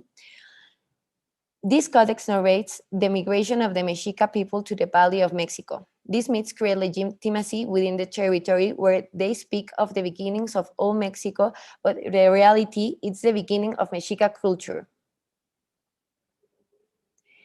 Focusing on the theme of nationalism, Benedict Anderson, in his work Imaginary Communities, postulates a definition of what nationality is within a community. A political community imagined as an inherently limited and sovereign. It's imagined because even the members of the smallest nation will never know the majority of their compatriots. They will not see or hear about them. Within the mind of each one lives the imagine of their communion. Heritage is also a social construction where the value is given. The objects go from being idolized to being hidden, then archaeological pieces, and now they are art pieces placed in museums, becoming the patrimony of the nation. The museum is a key element for this to happen. This is how the art pieces are seen as their own within a culture, and this appropriation is necessary to become heritage. Thus, this heritage creates a type of Mexicanness that is visible through works, and that is why it is shared opinion to preserve them. At the end of this work, there are more questions than answers, and I will share just a few. How can we have a better use of our heritage and our spaces with them being used as a tool of oppress the same traditions that they are trying to safeguard? How do we find ourselves in hierarchies of power that through art and culture try to manipulate societies? How does the fact that they are national heritage prevent us from giving them different narratives since they are subject to government institutions that have ideological agendas? It's possible to have new ways of understanding our national identity. And finally, should we have a national identity? Thank you very much for listening. Thank you, Danny. It was great and very interesting to hear you. Now we're going to continue with Julia, and after Julia's presentation, we are going to have the questions for both of the presentations. Is that okay with you? Thank you very much, Sika, and thank you all for having me here. I will be presenting a critical study, a critical research I did some semesters ago on the Museo Nacional del Virreinato, which you can now identify thanks to Sarah's presentation, which I titled Museo Nacional del Virreinato, Starting Points and Possibilities. The current outlook that encompasses Mexican museums in many ways is distinguished by the tension that surrounds them. Nowadays, a diversity of spaces can be included under the denominator of museum, which is constantly blurring and spreading its limits in a permanent expansion. However, Mexican museums are at the same time heavily constrained by an impetuous, bureaucratic, and hierarchical heritage that establishes them to this day. Within this reality, the so-called national museums face, to my consideration, a particularly difficult situation when it comes to looking to transform and to correspond to the current realities. These, since from their very origin, they were firmly established as means of communication at the service of the Mexican state. in the construction of a national history and a national identity, which are above all intended to represent the nation. This is the case of the Museo Nacional del Virreinato, which was the object of study in my research, which parted from the fact that the museography of this site obeys a national historical discourse, but nevertheless, it can and should be constantly renewing itself despite the adversities it faces, as I believe it is the museum's task to stay open to the reality within which it is presented. Now, Mexican history, like with a capital H, is compartmentalized and taken to the museographic space in 3 official premises. One of them is the Museo Nacional de Antropología, which Danny just presented to us, which houses the national patrimony that corresponds to the pre-Hispanic past. Then there is the Museo Nacional del Virreinato, which is residence of the viceregal heritage. And then the Museo Nacional de Historia, which houses all that refers to 19th century history.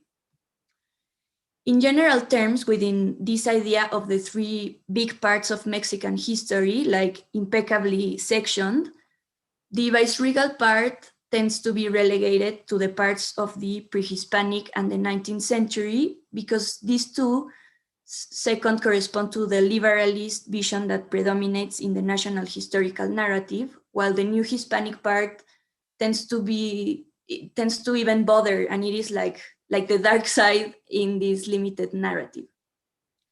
So in my study, I presented and developed upon 4 particularities of the Museo Nacional del Virreinato, derived from the fact that the heritage this museum houses corresponds to the viceregal period, and how this nowadays allows it to escape to some extent the now obsolete ideas that spawned it, and it can actually contribute to current reflections of present-day Mexico. These particularities were, first of all, the secondary role that the museum had compared to the other 2 in the huge cultural project in 1964, which proposed the consolidation of a national prestige by generating all kinds of cultural spaces. Also, there is the fact that, different from the other 2 museums that are located in the center of Mexico City at Parque Nacional de Chapultepec, the Museo Nacional del Virreinato, as Sara told us, is in Tepoztlán, in Estado de Mexico, which is like an hour away from Mexico City. So this brings like this slight decentralization of culture to the narrative. Then there is the fact that the Museo Nacional del Virreinato, in addition to having the task of being a national museum, it also functions as a site-specific museum on the building within which it is located, which is the ex-Jesuit School of San Francisco Javier Tepoztlán.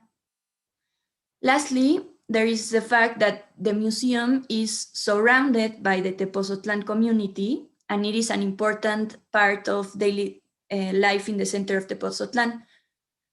This coupled with the fact that beyond the museum, the building itself represents a series of symbolic significances for the inhabitants of Tepoztlán. With these reasons, it wasn't, and it is not like my pretension to portray the Museo Nacional del Virreinato as any ideal case free of problematics and open to attend change. Rather, I was interested in exploring the reasons for these peculiarities, as well as the possibilities of transformation that arise from this, despite the strict limits that immobilize its possible adaptation. Here I would like to cite Carla Pinochet Cobos, who in her book Critical Drifts of the Museum in Latin America highlights the fact that the museum projects of late 20th century in Latin America, in addition to a modern preamble, they tend to show this mimetic desire of the European museum model, sometimes without considering the deep disconnections that this implementation would represent in the local context. So this results in a series of contradictory elements in the cultural panorama of Latin American countries. For example, having all these metropolitan heritage, but also local derivations, conservative logics, but also avant-garde practices, structural concerns, but also postmodern solutions. Considering this, the Museo Nacional del Virreinato is a really interesting case because it was an unprecedented case in the museum field, so it had actually to invent itself because of the lack of any kind of guideline on how to expose this type of heritage, which is testimony to the encounter between two worlds, at times violent and tense, and bringing this to the museum setting, it was something completely new. In this sense, the museum has been facing the dilemmas and has had to learn to accommodate them within what it is merely a Latin American museography. Specific problems derived from the New Spain phenomenon and the complexity involved in addressing the clash between two worlds have been manifested by the museum. More frequently now, it is presented the desire to understand the Kingdom of New Spain as the scene of a series of unprecedented transformation of biological, ecological, technological, social, economic, political, linguistic, religious, and of course of cultural nature, making the work of museographing these realities extremely difficult. So the museum sees the need to reflect and to update itself. It seeks to make sense to the visitor and seeks to make sense of itself, which is clearly expressed in the new curatorial proposal that was generated by the museum's team of research, which proposes directing the attention of visitors to the complex historical dynamics that gave rise to the processes of miscegenation and acculturation that define the enduring heritage of this period. So in general, an important conclusion for the work I did was identifying museums as apparatuses of public services. So therefore, historical museums must respond to the search to shorten the distance between the past and the present, so that as spectators, we are given back some sense of why we live in the reality that we live from experiencing these spaces. I think that sometimes we tend to think that the fight against the obsolete is the task of contemporary art museums, when actually historical museums should also and above all focus on responding to current needs. So although the panorama that shelters the Museo Nacional del Virreinato is difficult and extremely complex, merged with contradictions, I believe that it is art studies' job to examine these paradoxes and to recognize the enormous value that these represent when trying to comprehend our present. Thank you very much. Thank you very much, Julia. Right now we're open to questions for Daniela and Julia. I don't know, Alain, if you have one. Of course. I just wanted to make a precision for my students, or maybe the Quebec people. Julia is talking about Virreinato Museum, so it's about the colonial period, because for us, we don't know a lot about this term, because Mexico was the Vice-Royaume of Nouvelle-Espagne, but for us, we hear more about colonial when we don't think about this period. So just to be sure that everybody understood, we were talking about the colonial period. And then it's very interesting because in my researches and then the travel we made to Mexico many times, there was kind of a hole in the middle of the history, like you told us. Maybe it's because your museum is far from the center. So next time we should visit the museum you're talking about with you, Julia. And because usually we talk a lot about pre-Hispanic and we talk about, the 20th century. And there's a link in between because the artists of the 20th century, they wanted to make a pre-Hispanic identity, you know, the roots of the Mexican people, you know, with all the murals and stuff. And it's interesting because I understood more today with your presentation, maybe why there was a kind of a hole in the middle. You can react to this this observation. And then yeah, what do you think about that? Oh, your microphone, you, Julia? Yes, I didn't know if you were going to say something else. But you can insert this one and I will ask the other one after. Okay, no, I just wanted to, sorry, am I interrupting that? Go. Okay. I just wanted to say that this like blank space that you identify, like this void, it is more common that you would think. I mean, even in school, when they teach us Mexican history, the bilingual part tends to be completely relegated and like summed up in 3 sentences in textbooks, while the pre-Hispanic part and the modern history part are what basically we learn as Mexican history. So it is not your fault. Okay, it's not just me. Okay, because preparing this master class, you know, I was looking deeper, and I was looking for that period, and there was the void you talked about. So we will arrange that next year, visiting the museum you presented with you and with Sarah. And my other question is, it's very interesting when you said that, and for a long time, Mexico looked toward Europe as a model for museology. So I would like just to ask you, maybe it's a tricky question, just to summarize what would be a Mexican museology? Yeah. It's a tricky question.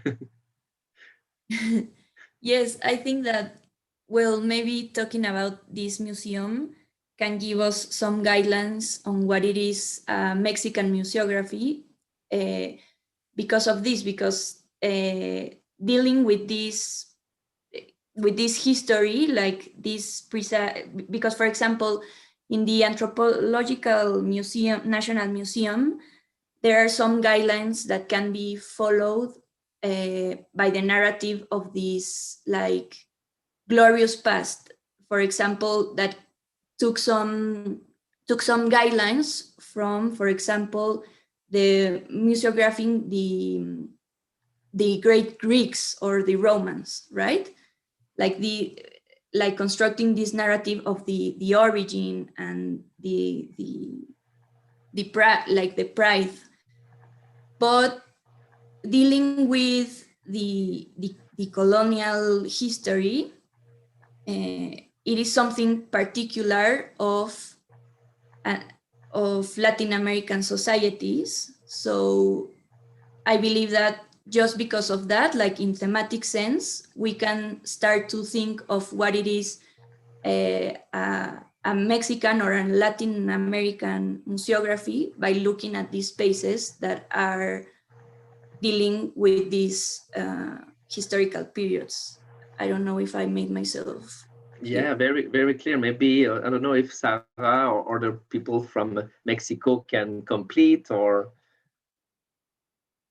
because I think it's a very interesting answer. Yeah, and we shared that, and we talked about that with Jean-François, that in Quebec, we share this colonial period, actually from France, and then from England, but still we have to deal with all that gave it to us, good and bad. Sarah?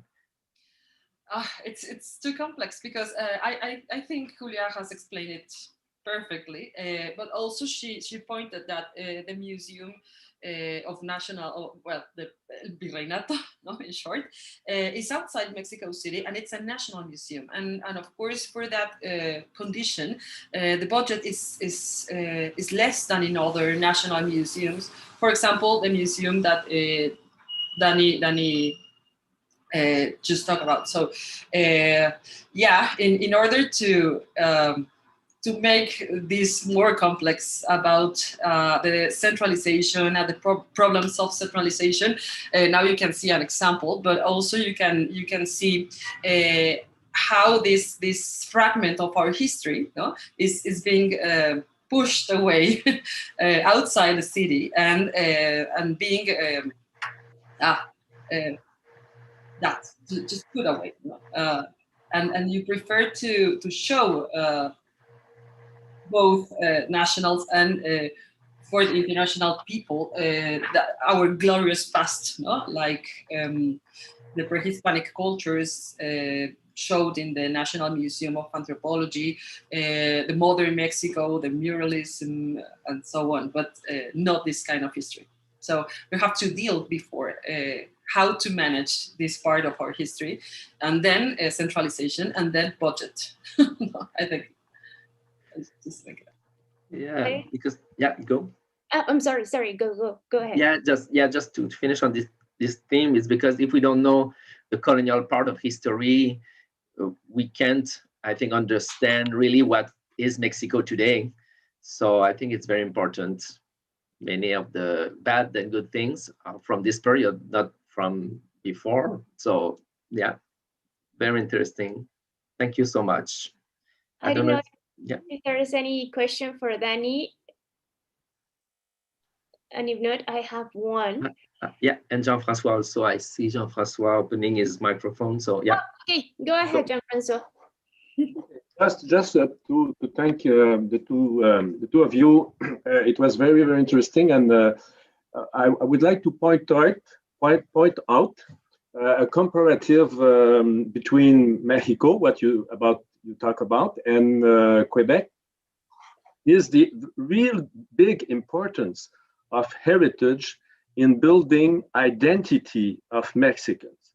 And those who know a little bit more about Quebec society, which is of Catholic origin, colonial one, who fought to preserve its culture, it's very, very surprising to notice that our museums are not talking so much about, a global Quebec identity. There are exhibitions, but it's like if heritage was not related so much with identity. And so we are a people seeking to stronger identity, but not using this way to do it.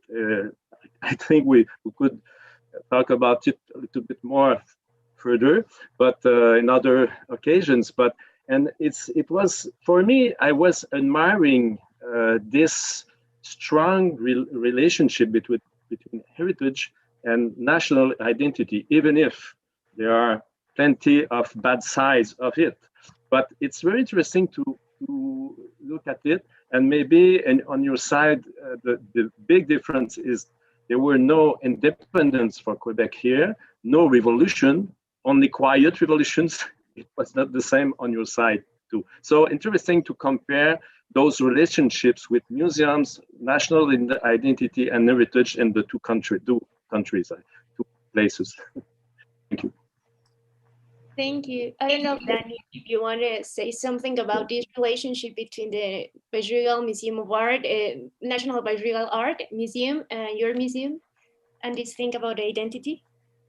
Yes, I think that the identity and the heritage came together because they were built up. In Mexico, the revolution was a big one and a loud one, and the independence was a big one and a loud one. And after that, they were like, what are we? Like, how do we identify ourselves without these other parts? And I think it was actually an ideological fight between like, what are we? What should we represent? What should we do? And the art and culture was used as a tool to say what we were supposed to be. And there was this ideological fight between, should we keep these colonial thoughts, or should we go back all the way to pre-Hispanic like beliefs? But I think at the end, we were neither of those. It was building something else, and there was a necessity to like grab into something and say like, yeah, we are this. And I think in the Anthropology Museum, they're showing that like we are all this pre-Hispanic culture and we are all this, but sometimes, well, in my work, I'm rethinking like we are more of that. We are more than that, and we should not generalize all our culture. We should not generalize all and saying like, yeah, we are all indigenous and the Mexicas was all the culture that it was. I don't know. I think it's a ideological fight and struggle within the Mexican people and within the government to find out how should we identify ourselves. And I think heritage was like a key aspect to do that. And yeah, I think it's really centralist, the Anthropological National Museum, but I think the Viceregal Museum is something like new, but not new, but it's some perspective that it's new to show off to everyone else and to, as Alain said, like show that gap that it's missing. Thank you very much, Danny and Julia. It was very interesting to hear both of your presentations. We're going to continue with Fernanda Cuevas. May I see just a small point, please? Sure, please. Just a few before we proceed with the next speaker. I don't know if it's really a question or a comment, but first of all, I would like to thank very much the speaker because what they said was extremely interesting too, and I was stimulating also. But I would like to point two little points. It seems to me that regarding the question raised by Julia, should we still, I would say, mimic, so to speak, what's going on in other country in order to try to redefine our own identity? Because that was the question, if I understood well, that was raised by your talk. So, but let me think. I think that we see the question of colonialism, post-colonialism, whether you are, we say, a past colonizer or a past colonized country, is one of the questions that is, I would say, hugely debated in museum and in many societies at the moment. It looks like if, I would say, societies are, as a whole, are now trying to cope with either colonialism as such or being a past colonized country. And if you look at what's going on, for instance, in Canada, between I would say prime nations and people living in Canada, they are also dealing with colonialism, but from a different perspective. So I would say, so the question of colonialism doesn't seem to me, I would say, proper to Mexico only, but it's something that I would say many countries are dealing with at the moment. And this leads to my second comment, a very short one. I'm thinking if in those, I would say, socio-historical, I would say, context, there is, if there is some sort of, I would say, some sort of rethinking of our own identity, different from the identity that was, I would say, strongly pushed, to say so, by a different institution or government or ideological background of whatever so far. So the question I am asking myself is whether or not our own modernity is or isn't, I don't know, I'm not sure at the moment, but it seems to me that the focus is the redefinition of identity and countries trying as best as they can to cope with, I would say not their distant past, but their, I would say, present past, if I may say so. And the last, I would say, the last change societies went through over the last 50 or 60 years have been tremendous. And now we are coping as societies with these changes. And we are trying to build a new identity. Because what struck me in the talk so far, it was mostly about the relation between identity and politics. How can we manage, or I would say deal with, I don't know how to say that exactly because I'm not sure about the idea. But there were certainly, it seems to me, in the process of rethinking who we are in our own modernity. And in order to do so, we are trying as best as we can to deal with different influences, whether they come from the past or the distant past or I would say, the closer past and so on. But we're certainly going to rethink who we are. And just to complete in a few seconds, I think the museum are playing a big deal in that redefinition, because as you have all said, you see the role of the museum is to build what I might call, I would say, and you and Julia, you put it in your talk. You say they are construction who we are because they show us who we should be by telling us where do we come from and where we are heading to. So this is what is we see the deep role of the museum. I'll stop there because that could be very long. Okay, thank you very much. Okay, that's all. Thank you very much, Bernard. Alain, do you want to say something? No, it's okay. It's okay. Do you want to take a pause, a 5-minute pause? Well, yes, if you want, we can take a 5-minute pause. Yeah, it's a good idea. We idea. are missing 2 our students. We can have the bus right now. Yeah, okay. So 5 minutes. We see you in 5 minutes. Yes. Thank you. Thank you very much. Thank you so much.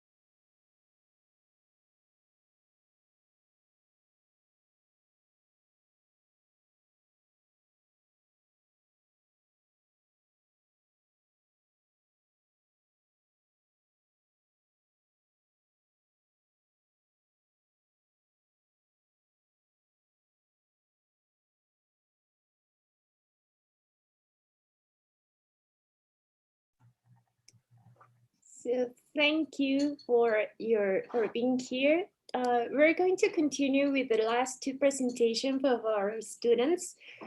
We are having right now Fernanda Cuevas Larrera. She is finishing her master's degree in art studies with a project about Museo del Chopo.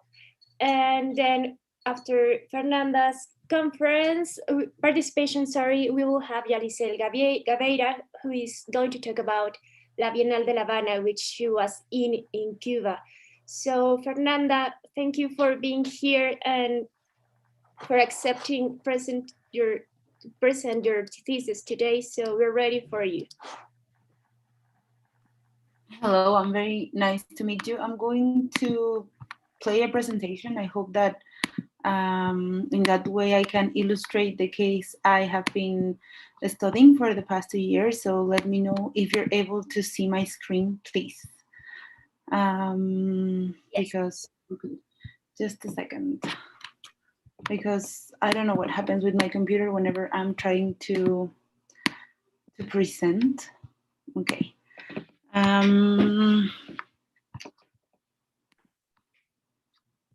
Okay, so I think that you're watching my screen, right? So I'm going to talk about Chopo Museum and the tactics towards the barrio from 2014 to 2018. Right before I start this research, there was this phenomenon that drew my attention. Many art museums in Mexico City had increasingly programmed exhibitions aimed at their surrounding neighborhoods. As the research moved forward, Chopo Museum, a contemporary art museum, seemed especially interested in this concern. It offered specific activities under the name of ¿Qué pasa en el barrio? Or what's going on in the neighborhood. This program was described as a community building strategy that solidified a relationship with the neighboring inhabitants. Hence, I selected ¿Qué pasa en el barrio? As a case of study. And I wanted to explore its conditions and if a museum-neighborhood relationship existed thus far. The main question that guided my research was, what do we talk about when discussing community within the museum context? And how does a contemporary art museum approaches such a task? Using the term community seemed to emphasize that a museum sustains a certain degree of proximity to the people who live in the area. However, while differentiating the nuances that the term public, society, and community have for museums, it became clearly that community not only determined the degree of a bond that museums establish with the public, but a term that dictates also how a museum is managed. Nevertheless, this research project sustains that the meaning of community often entails that museums are emphasizing participation. So specifically, contemporary art museums, as the case of Museo del Chopo or Chopo Museum, have put into practice participatory forms of art as a mode of establishing, exploring, and broaden the significance they have to specific audiences. Therefore, I want to introduce Chopo Museum history a bit, the questions and answers this project has examined and during the past 2 years. So Chopo Museum is a university museum managed by the National Autonomous University.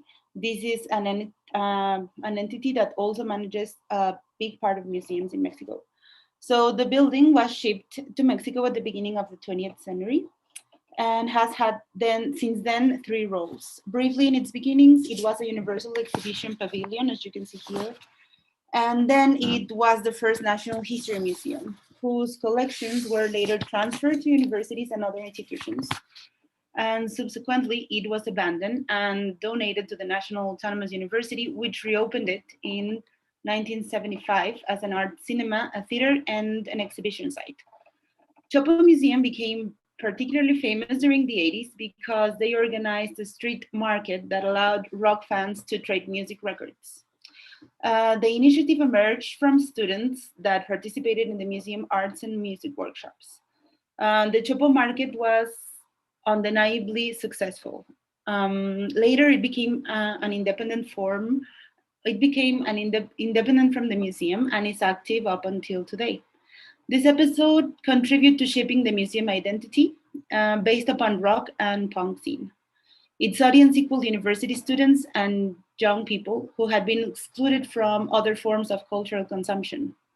As the years went by, Chopo Museum began displaying early performance shows, contemporary art exhibitions, LGBTQ festivals, and AIDS awareness campaigns that together brought awareness to these subjects as forms of cultural production. Chopo Museum has adapted into a place for contesting the perception of art.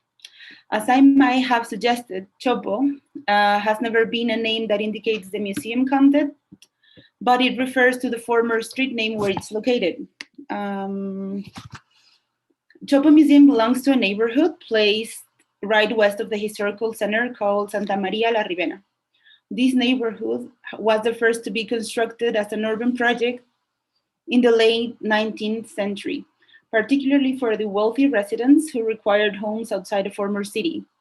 The neighborhood began to deteriorate in 1950s, undergoing several transformations during the second half of the 20th century.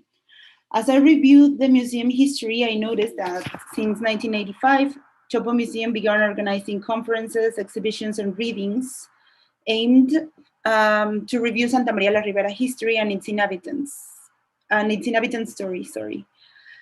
This yet was never accurately documented in the literature. So consequently, I wonder if the interest in Santa Maria la Ribera sustained upon a bond created with the neighbors since the earliest activities, or if Que Pasa en el Barrio, the program I was earlier describing, had a further approach. Today, this neighborhood is a mix of old mansions, local shops and businesses, tenements, and abandoned buildings.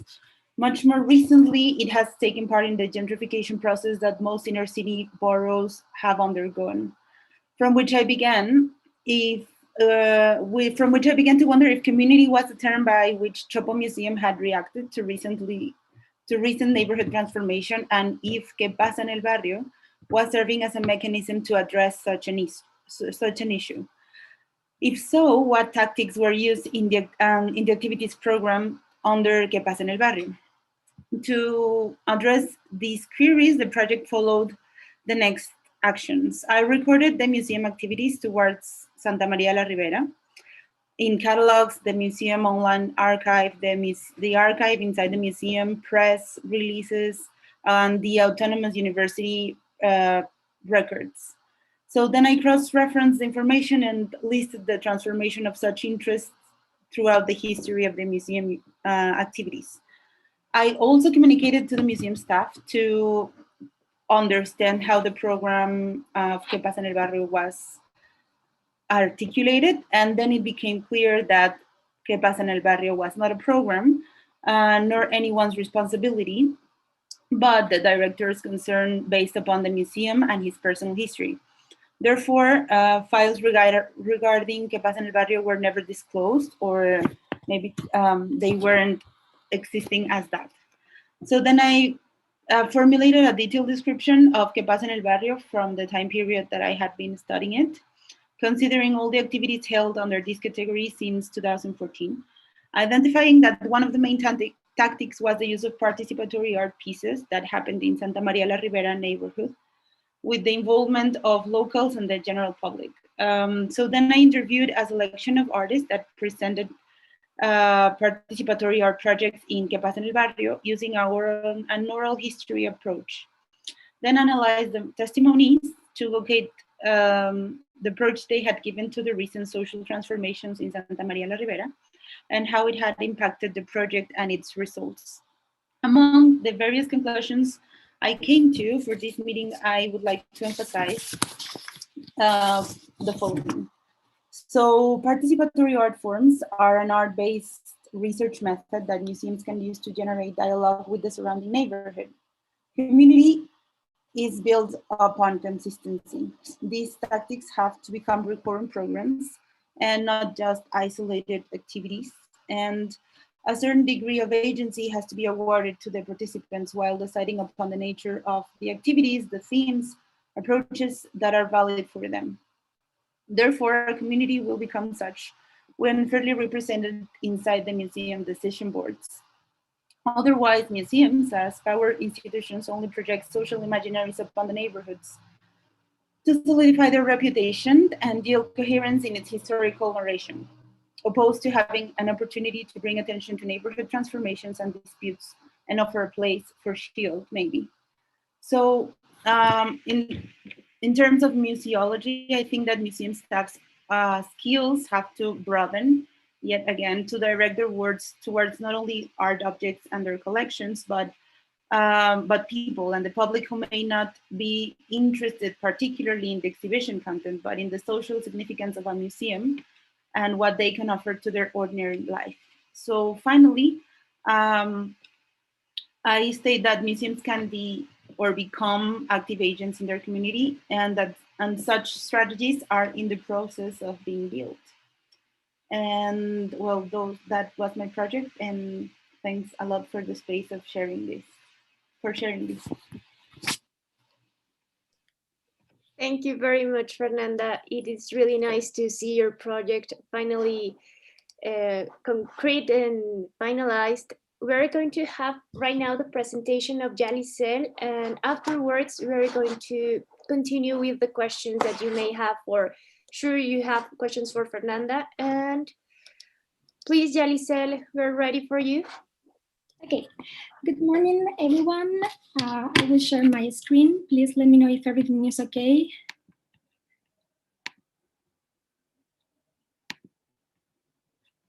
Is it okay? Yes. Okay. Okay. My name is Jalicel Gaviria Londres. I'm an art historian and researcher from Cuba. I earned a bachelor degree in art history at Universidad de La Habana in 2009 and a master's degree at Universidad Iberoamericana here in Mexico in 2018. I'm one of the students of the first generation of the doctorate in history and critical theory of art at the same university. In my research practice, I'm interested in exploring different topics such as the uses of archival sources, forms and strategies in contemporary artistic practices, issues of memory, the representation of the past, and the interest in rewriting of history. One of the most important experiences in my professional career was working at Wilfredo Lam Contemporary Art Center for 7 years and being part of the curatorial team of the 12th Havana Biennial Between the Idea and the Experience. This event has been internationally recognized for its contribution to the model of the contemporary biennial. The Wilfredo Lam Center was created in 1983 for researching and promoting the arts produced in third world countries, a cultural periphery that was unknown in international art circuits. I would like to share with you a short presentation about the 12th edition and the relation between arts, the city, and different projects. This exhibition took place in more than 70 spaces around the city. In that occasion, the show was displayed not only in traditional art institutions such as Centro Wilfredo Lam, Pabellón Cuba, Centro de Desarrollo de las Artes Visuales, among others, but also in several and diverse public spaces. Libraries, bookstores, buildings, parks, factories, and urban ruins were some of the selected places. After a long period of research, the curatorial proposal wanted to invite artists to learn about the social dynamics of the places. It was also a way to access and to be in touch with something that is visible in Cuba, the popular knowledge and the creativity of ordinary people. This interest was not something new or innovative of this edition. We can find many examples in the biennial history with the curatorial intention to bring art to the city and to involve the public with different artistic practices. Despite of changing global art world, Havana Biennial has not given up in vain an alternative of visibility and expression for emerging artistic proposals. One of the ideas that the curatorial team managed was to reinforce the collaboration of the artists with specific professionals and social communities.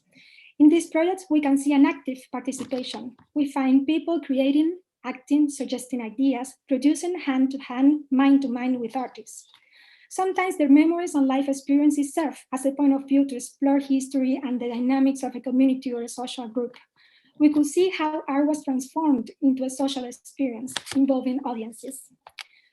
For example, Meditations on Memory was an ephemeral drawing project created by the Nigerian artist Victor Ekpuk, which explored the question of memory and identity as a metaphysical and ephemeral condition. It was an attempt to create a contemporary place of memory of the Ibibio, a foot and a Fig ancestor who were brought in slave ships to Cuba. By drawing this memory in dialogue with chants of Abakwa, the artist wanted to work the sacred relationship that exists among the people of Cuba and Africa. These drawings can be perceived as poems or sung in honor of those ancestors who grew up in the diaspora, preserving their traditions and cults. The Mexican artist Sandra Caldwell researched for several months how people in Old Havana, who usually lives in ancient colonial houses, transforms in a very spontaneous and creative way their homes. For this purpose, she made a big installation in Casa de la Urapía. During the biennial, the visitors could access the visual archive of the transformation inside the building. This landscape had been defined by the artist as an architecture without architect. We can see a direct contact with the public in projects such as Gráfica Móvil by La Curtiduría. With the mobile device, they interacted with people in several points of the city. The artists invite to have a direct approach with engravings practice. Participants could print and exhibit their stamp, being at the same time producer and researcher of the artistic processes. Joaquin Fargas is an artist and an engineer who works with the popularization of science and technology, as we can see in the Biosphere project. The key ideas of this project were to raise awareness on the effect of climate change and the need to preserve the life in our planet. The spheres have inside a natural and complex ecosystem, like a metaphor of the planet. The interaction between the art and the environment is relevant to this project because the life of the biosphere depends on the location where they are placed.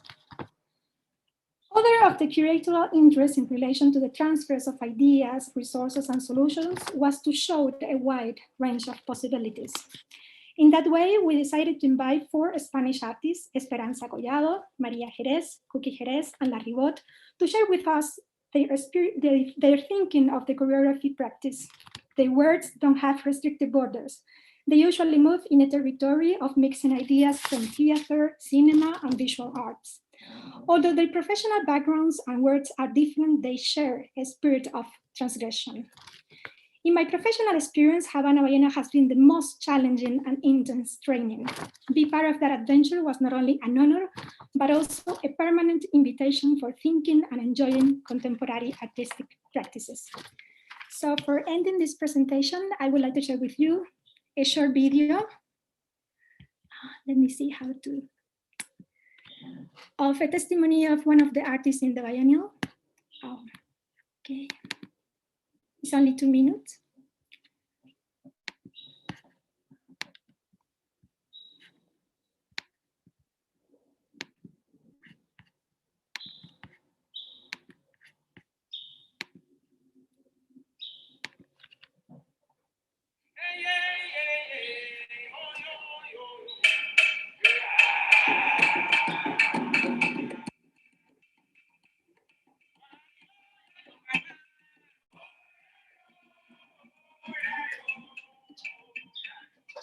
First of all, I love to draw.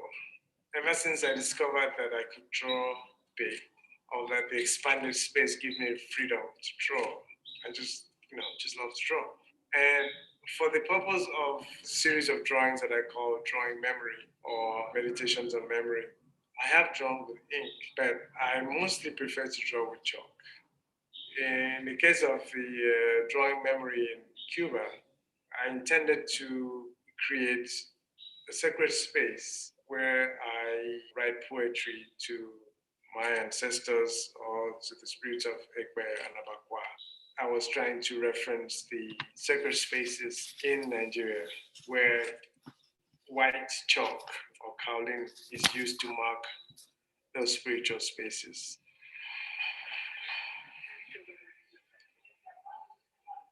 I'm really appreciative of how the Cubans responded to my work. It's rare that I present my works and I don't have to become an art historian to explain it to people, because that's usually what happens. But what I noticed in Cuba was that people walk into the room and they get it. I don't have to say anything, they just get it. I feel that I've sort of achieved the aim of my project. People can walk in and they just feel and get what is going on. It's, I guess maybe it's the dream of most artists. Thank you. Thank you, Yalisel. It was great to listen to your presentation. Now we open a space for questions for Fernanda and Yalisel. I don't know if we have. Yeah, maybe my students have some questions. Don't be shy.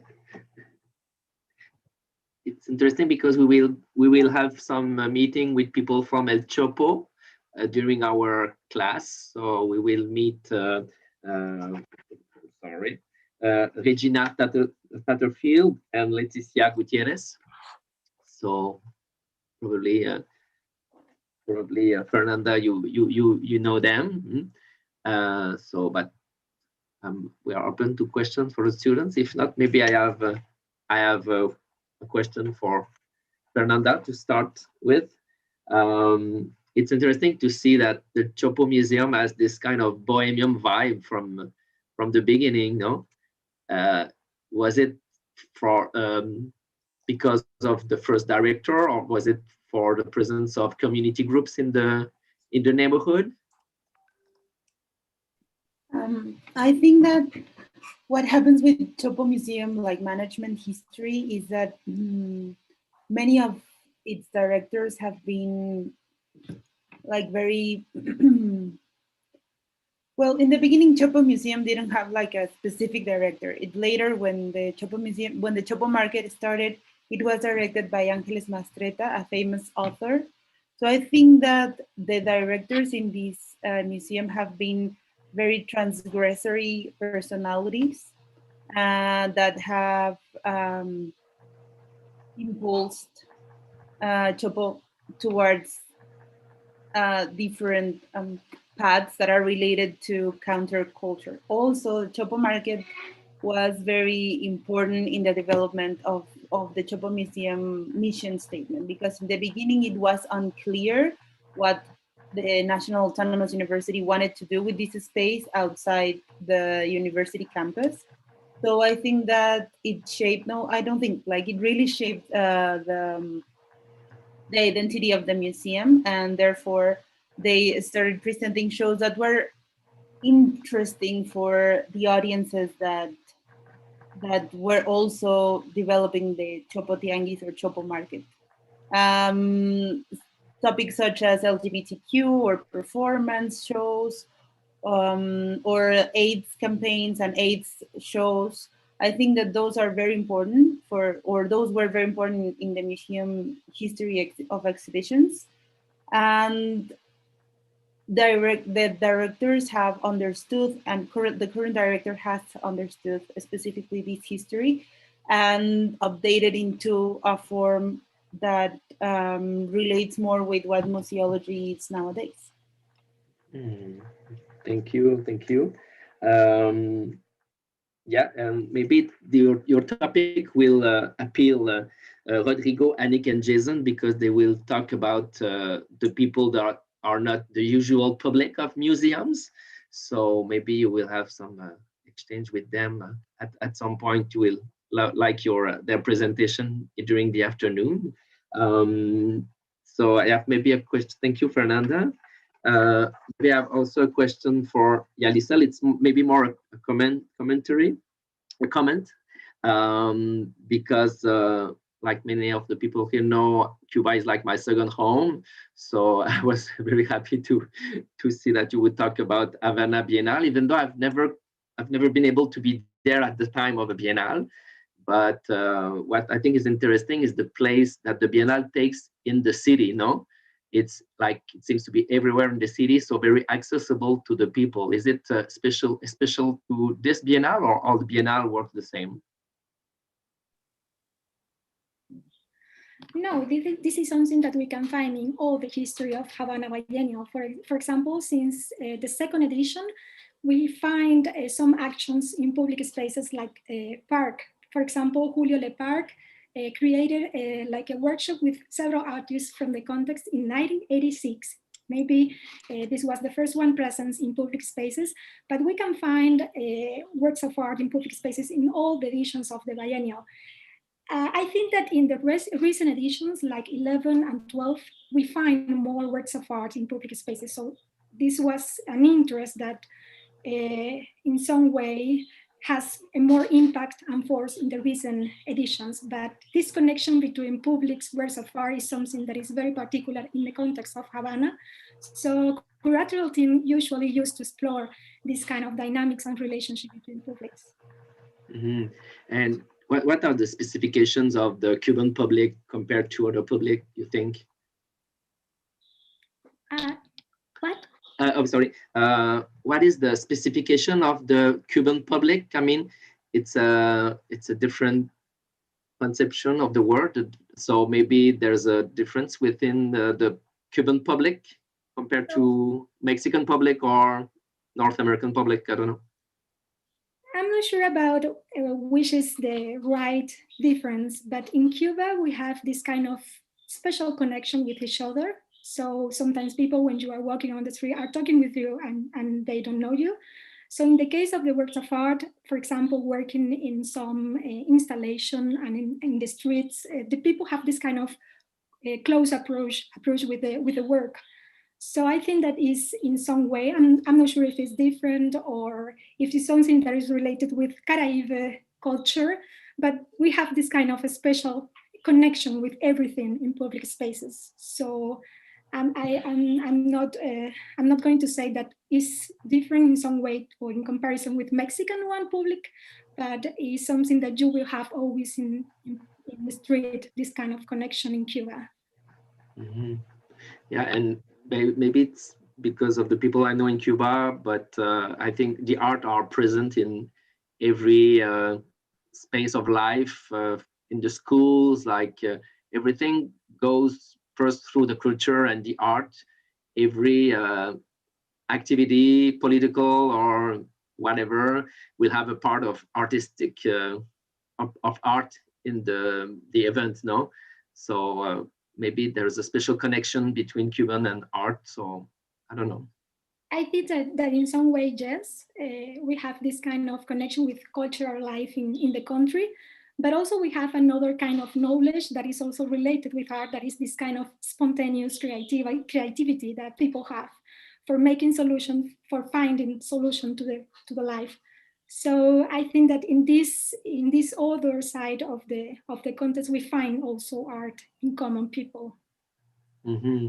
Yeah, so that's why I saw that many of the artists in their work, they related to Cuban specific conditions, you know, like the barbacoas, which are for the other people, the construction within the building to add a floor in the apartment to have more space for the family. It's something very specific. So the artists from outside, they researched before they decided to the topic of their exhibition, of their work in the Biennale, no? Yes, in the case of this example, it was very interesting because Sandra Caldwell is from Mexico, so we find this kind of connection between both contexts. And she made a long research process, interacting with people, interviewing people, and it was a huge, so the final presentation was a huge archive about this kind of transformation, barbacoas, but also stairs and everything in the houses. So in some way we find that sometimes we see that the idea or the interest that comes from abroad is also interesting for the people inside. Thank you. I see Jean-François open this microphone.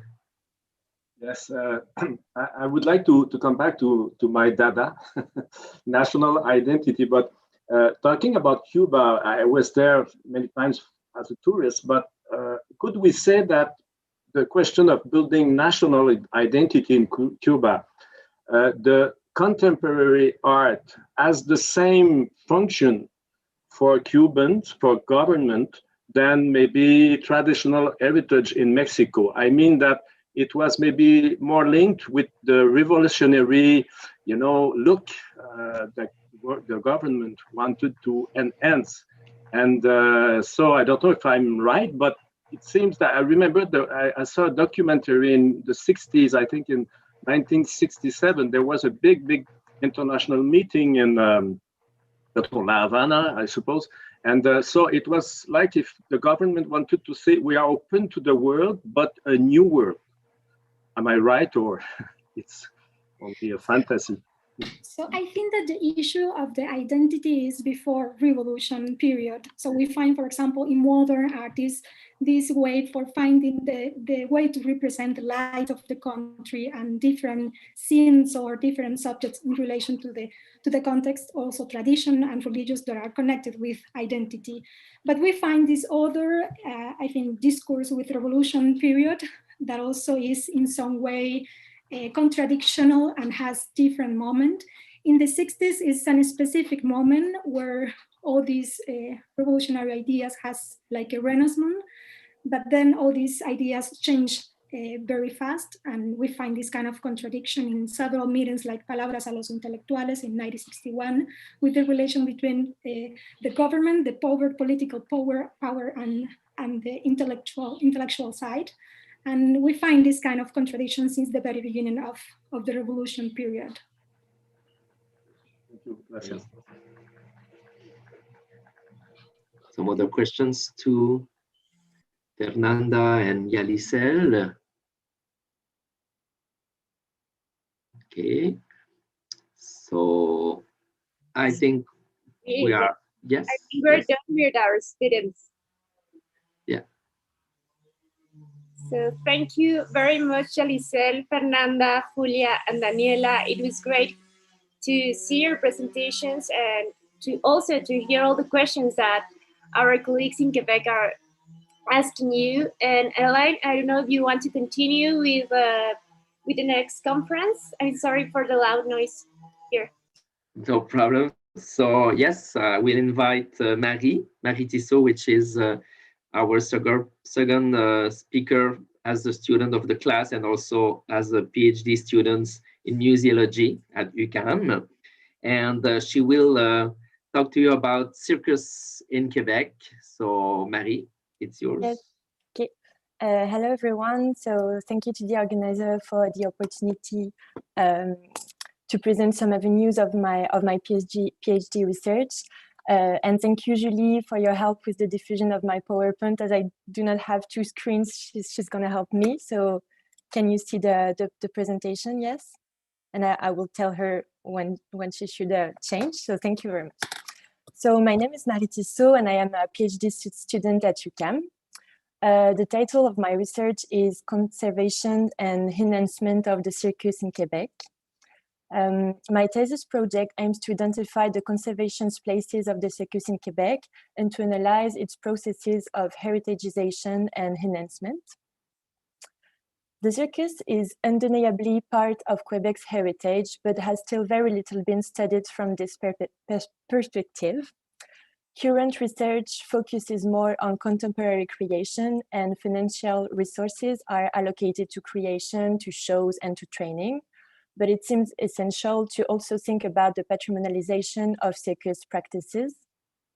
So this research will enable to fully identify the Quebec circus as a component of Quebec's cultural, social, and economic identity, and to increase its international influence. So this research will also contribute to the reflections on the procedures of patrimonialization of know-how, of performing and live arts, and of popular culture. I started the PhD research last September, and now I'm working on my theoretical frame and looking for interesting case studies. I am also preparing a joint thesis supervision with the University of Montpellier in France, where there is a research group working on the history of circus. So that will help me to complete the research about the circus and its history around the world as comparative points. So next slide, Julie, please. Can you see the presentation, and is it the next slide because it didn't change from me? Okay. No. Okay, thank you. Perfect. Again. So in this presentation, I will introduce you to the exhibition project I worked for in 2018 that leads to my question on the circus heritage here in Montreal. And in the second part, I will present few reflections on one axe of my research about the notion of repertoire and embodied heritage. So next slide. I worked at La Tour in 2018 and 2019 as the coordinator of the permanent exhibition. So La Tour is a place founded in 2004 that supports creation and presentation of contemporary circus. Next slide. It has a huge auditorium and is also custodian of the Jacob William collection, one of the biggest private circus art collections. So this unique collection is the result of 30 years of loving work by Pascal Jacob and Christian William, two European collectors with a passion for the circus. So on the next slide, you can see some pieces we can find in this collection. And on the next slide too. So these pieces represent the traditional circus, as the contemporary one is not collected that much. Next slide, please. La Tour have a permanent exhibition that changes every 5 years, and usually it presents some pieces from the Jacob William collection. But in 2019, they wanted to highlight the circus in Quebec and noticed that they didn't have object to present this history, as the Fonds Jacob William collect pieces from Europe, USA, etc., and a very few from Quebec or Canada. And also, as I met the first researchers, I noticed there were no books about the history of circus in Quebec, but a few articles, chapters about Cirque du Soleil, about other traditions like burlesque or vaudeville. So we planned to contact all the companies of circus based in Quebec. So I contacted approximately 40 persons from companies or designers that made costumes or people who collected some archives. So on the next slide, you can see famous companies in Quebec. So le Cirque Les Sept Doigts. On the next slide, le Cirque Éloise, the compagnie L'Aubergine. And on the next slide, Cirque Alphonse, Cirque du Soleil. And on the next one, yeah, a costume from Cirque du Soleil. I also looked into museums, collection and archives in order to find objects that could explain the history of the circus in Quebec, and found some interesting pictures in McCord Museum, for example. You can see in the next slide. Yeah, and I also found other archives in other institutions, but I just wanted to show this one. Next slide. So with the curator Pascal Jacob, we selected 100 of objects and choose to present them in a chronological way. Next slide. What interested me in this process is the logic of selection. By choosing and gathering objects from shows or companies, we contributed to start writing the history of circus in Quebec. And I also noticed that the company didn't really think about what they should or could keep after a show, or just to document their history as a company. I had a lot of nice conversations with people telling me that they kept their costumes and archives in their garage or attic and didn't know who it could interest. So next slide, please, thank you. So it leads me to this question. Where is located the heritage of the circus, of the Quebec circus? How do the different protagonists in the community envision the constitution and promotion of their own memory? How do heritage institutions take charge of this collective memory? What type of object and archive form this heritage? And what are the means and challenges of their conservation and enhancement? So these are the questions I want to answer with my PhD research. And my case study will probably be making more researches in collections and archive, and make interviews with companies to understand how they see the constitution of their heritage. Next slide. Yeah. So now that it's been a few months that I have been working on that, one interesting reflection came, and I will try to add it into my research. I noticed that a lot of authors and artists talk about an embodied heritage. So this type of heritage should definitely complete the memory that is kept into objects and archives. The notion of repertoire comes from dance studies, and we can define it in these words. It's a selection of works considered as constituting a dance heritage. It is linked to choreographers who have marked creation. Concerning the circus, an article written by a circus artist contributes to my reflection. Catherine Wolfe was interested in the writings of the circus, the phenomena of reenactment of shows, and the notion of repertoire. Her research regularly points out that when it comes to the circus, the notion of repertoire is not straightforward and encounters a number of obstacles related to the nature of circus creation. So on the next slide, she distinguishes 4 obstacles: historical, cultural, philosophical, and economic, which seems interesting to present here.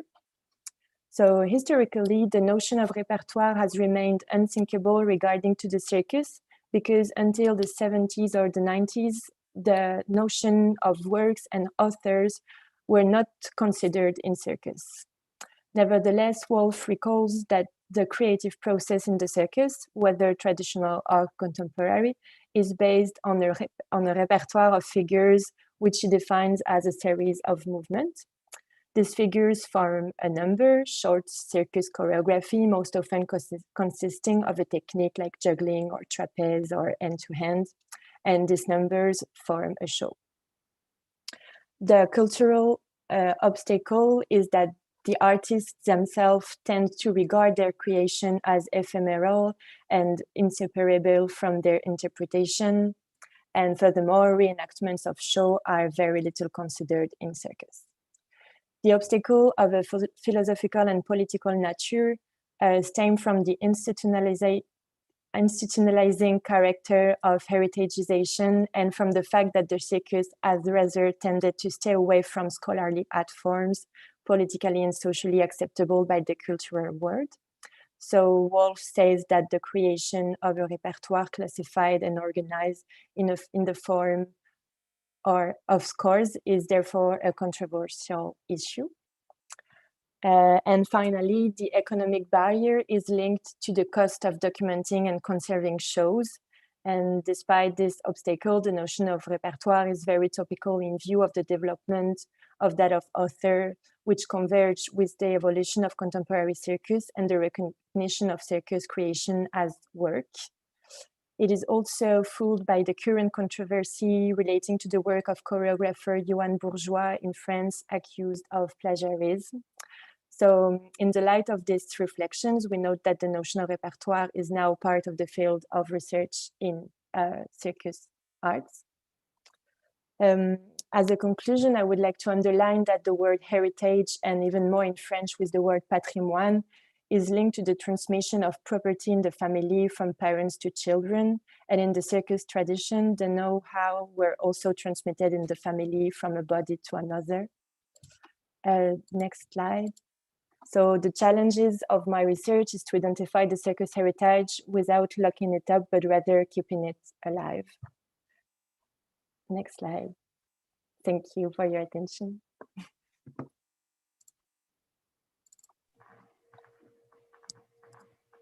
Thank you so much, Marie, for this very interesting presentation, very interesting and original topic, I should say. I would be happy to know if in Mexico, the circus is something that is as strong as in Quebec, or? Maybe I can take the opportunity and to talk about that, and also to ask a question to Marie. For my PhD in research, I am doing it about dance in the 19th and 20th century, and most of my research topics are included in circus. So I actually wanted to ask you if you have reviewed all these archives in New York City, where they have, in the dance division, they have a part of the circus as a performing art. And maybe there you can find some things about the companies that travel from Canada to United States and to Mexico, because there was a lot of interaction between all the circus companies during the late 19th century. So here in Mexico, we have the Circo Rin, and it was not only a circus, but it was this kind of a stage where you can have dance, you can have acrobatics, gymnastics, and also people singing. So I don't know if it was the same thing in Canada, and I want to ask that to you. And also in terms of the repertoire category, do you think that right now we can study the circus performance as an performing art? I didn't understand your first question. I'm sorry. The one of the archives or this yes, one? The one of the archives. That if you have visit some archives in New York City, the Library of Performing Arts, they have some archives about circus and companies that travel from Canada to United States and to Mexico. And the other one was about the category of repertoire. Okay. For the first one, no, I didn't visit this library, but I will surely have a look. Thank you. And for the second one about performing art, I think, well, it's a work in progress reflection. I also noticed there is this reflection about the notion of repertoire linked to the puppets. So yes. I think it's really something that is new in the field, but that should be think and make research. But as I said, it's really the beginning of my research, so I didn't. Yes, I still have a lot of research to do for this. But thank you for the question. Yeah. Maybe we can interchange our email and talk about it later. Yeah, and for the summer class with Alain in Mexico, I wanted to have a look on the circus in Mexico, so this could be a good yeah, I can help you with the information with the archives here. Some other questions? Maybe I have one, Marie. Is it you that did the new exhibition at not at Cirque du Soleil, but at à la Tohu? At Tohu, oui, à la Tohu. Yes, I worked as the coordinator of the exhibition, and the curator was the Pascal Jacob, the person who owned the collection that is collected at the La Tohu. Okay, and this is when you had this idea to do your PhD about this topic? Yes, I did my internship for the master degree of Museology at La Tohu, and during my internship, they suggest me to have the job for the coordination, so I took it, and yeah, I worked for a year to make this exhibition. Yeah. And this is when you realized there was something missing in this because it was not easy to find pieces from Quebec. Yeah, and also because when I met the companies and people who had a link with the circus, I noticed that they really didn't took care maybe of their archives, or they didn't really think about what they could do with their archives. So yeah. Do you have a solution for that? There will be a more. I think, well, there is an interesting case with Cirque du Soleil. They are starting to think about political conventions to collect and to preserve their costumes. But I think it's also because the circus in Quebec is very young, so it's now that we start to think about that we should preserve it. But before it was more in creation, and everything was yes in creation. So now it's the time to think about the history and how we should preserve it. And maybe to answer the question, I think companies should maybe create structures inside the circus world, but also make relation with museums or library or archives, and yeah. Yeah, we think about, for example, Musée de la Civilisation, Civilization Museum in Quebec City. That would be a good place for them to. I think they started to have an axe of reflection about how to preserve performing art at the Musée de Civilisation. Yes. Because you're talking about preserving the artifacts, but also the performances, like on videos and stuff like that, and enter this in a database so you could find. I know also the Cinémathèque. I don't know the word in English, but the Cinémathèque. They also have captations video of Cirque du Soleil, for example. So it's interesting to see that different kind of places collect different kind of artifacts that are linked to the circus. Yeah, and in the pandemic era, do you think there will be some circus that won't come back, won't recover from that, and we will lose some heritage?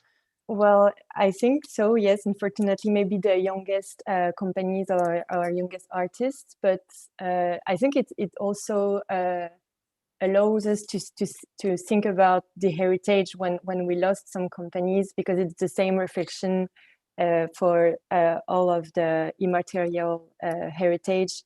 When we are about to lose it, we start to think about how to preserve it. So I think it's maybe the good thing in the pandemic. I don't know.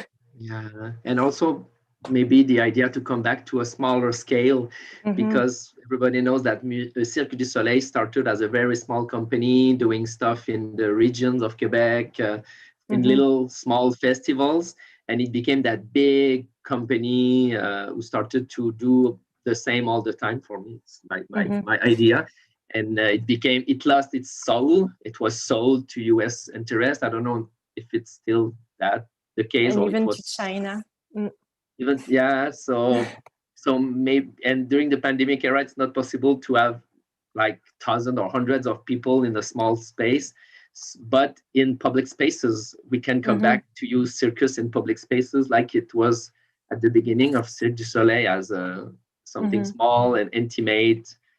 This can work even in the pandemic era, so I hope they will do that in public spaces, because in Montreal there was this festival, Complètement Cirque. Yes, this is Latour that made this, and I received this morning the newsletter that said that there is going to be a festival this summer, and as you said, in the city and in parks and everything. So, yeah, that's good news. It's good news. Okay, they're keeping it. Excellent. So, is there other questions from the people here? If there's, I think we don't have more questions. Yeah. So if you agree, we can go to lunch and we can return at 2 p.m. Canada, 1 p.m. Mexico for the next part of our event. And I will close this session and I will restart the streaming afterwards. Okay, thank you everybody. See you in 1 hour.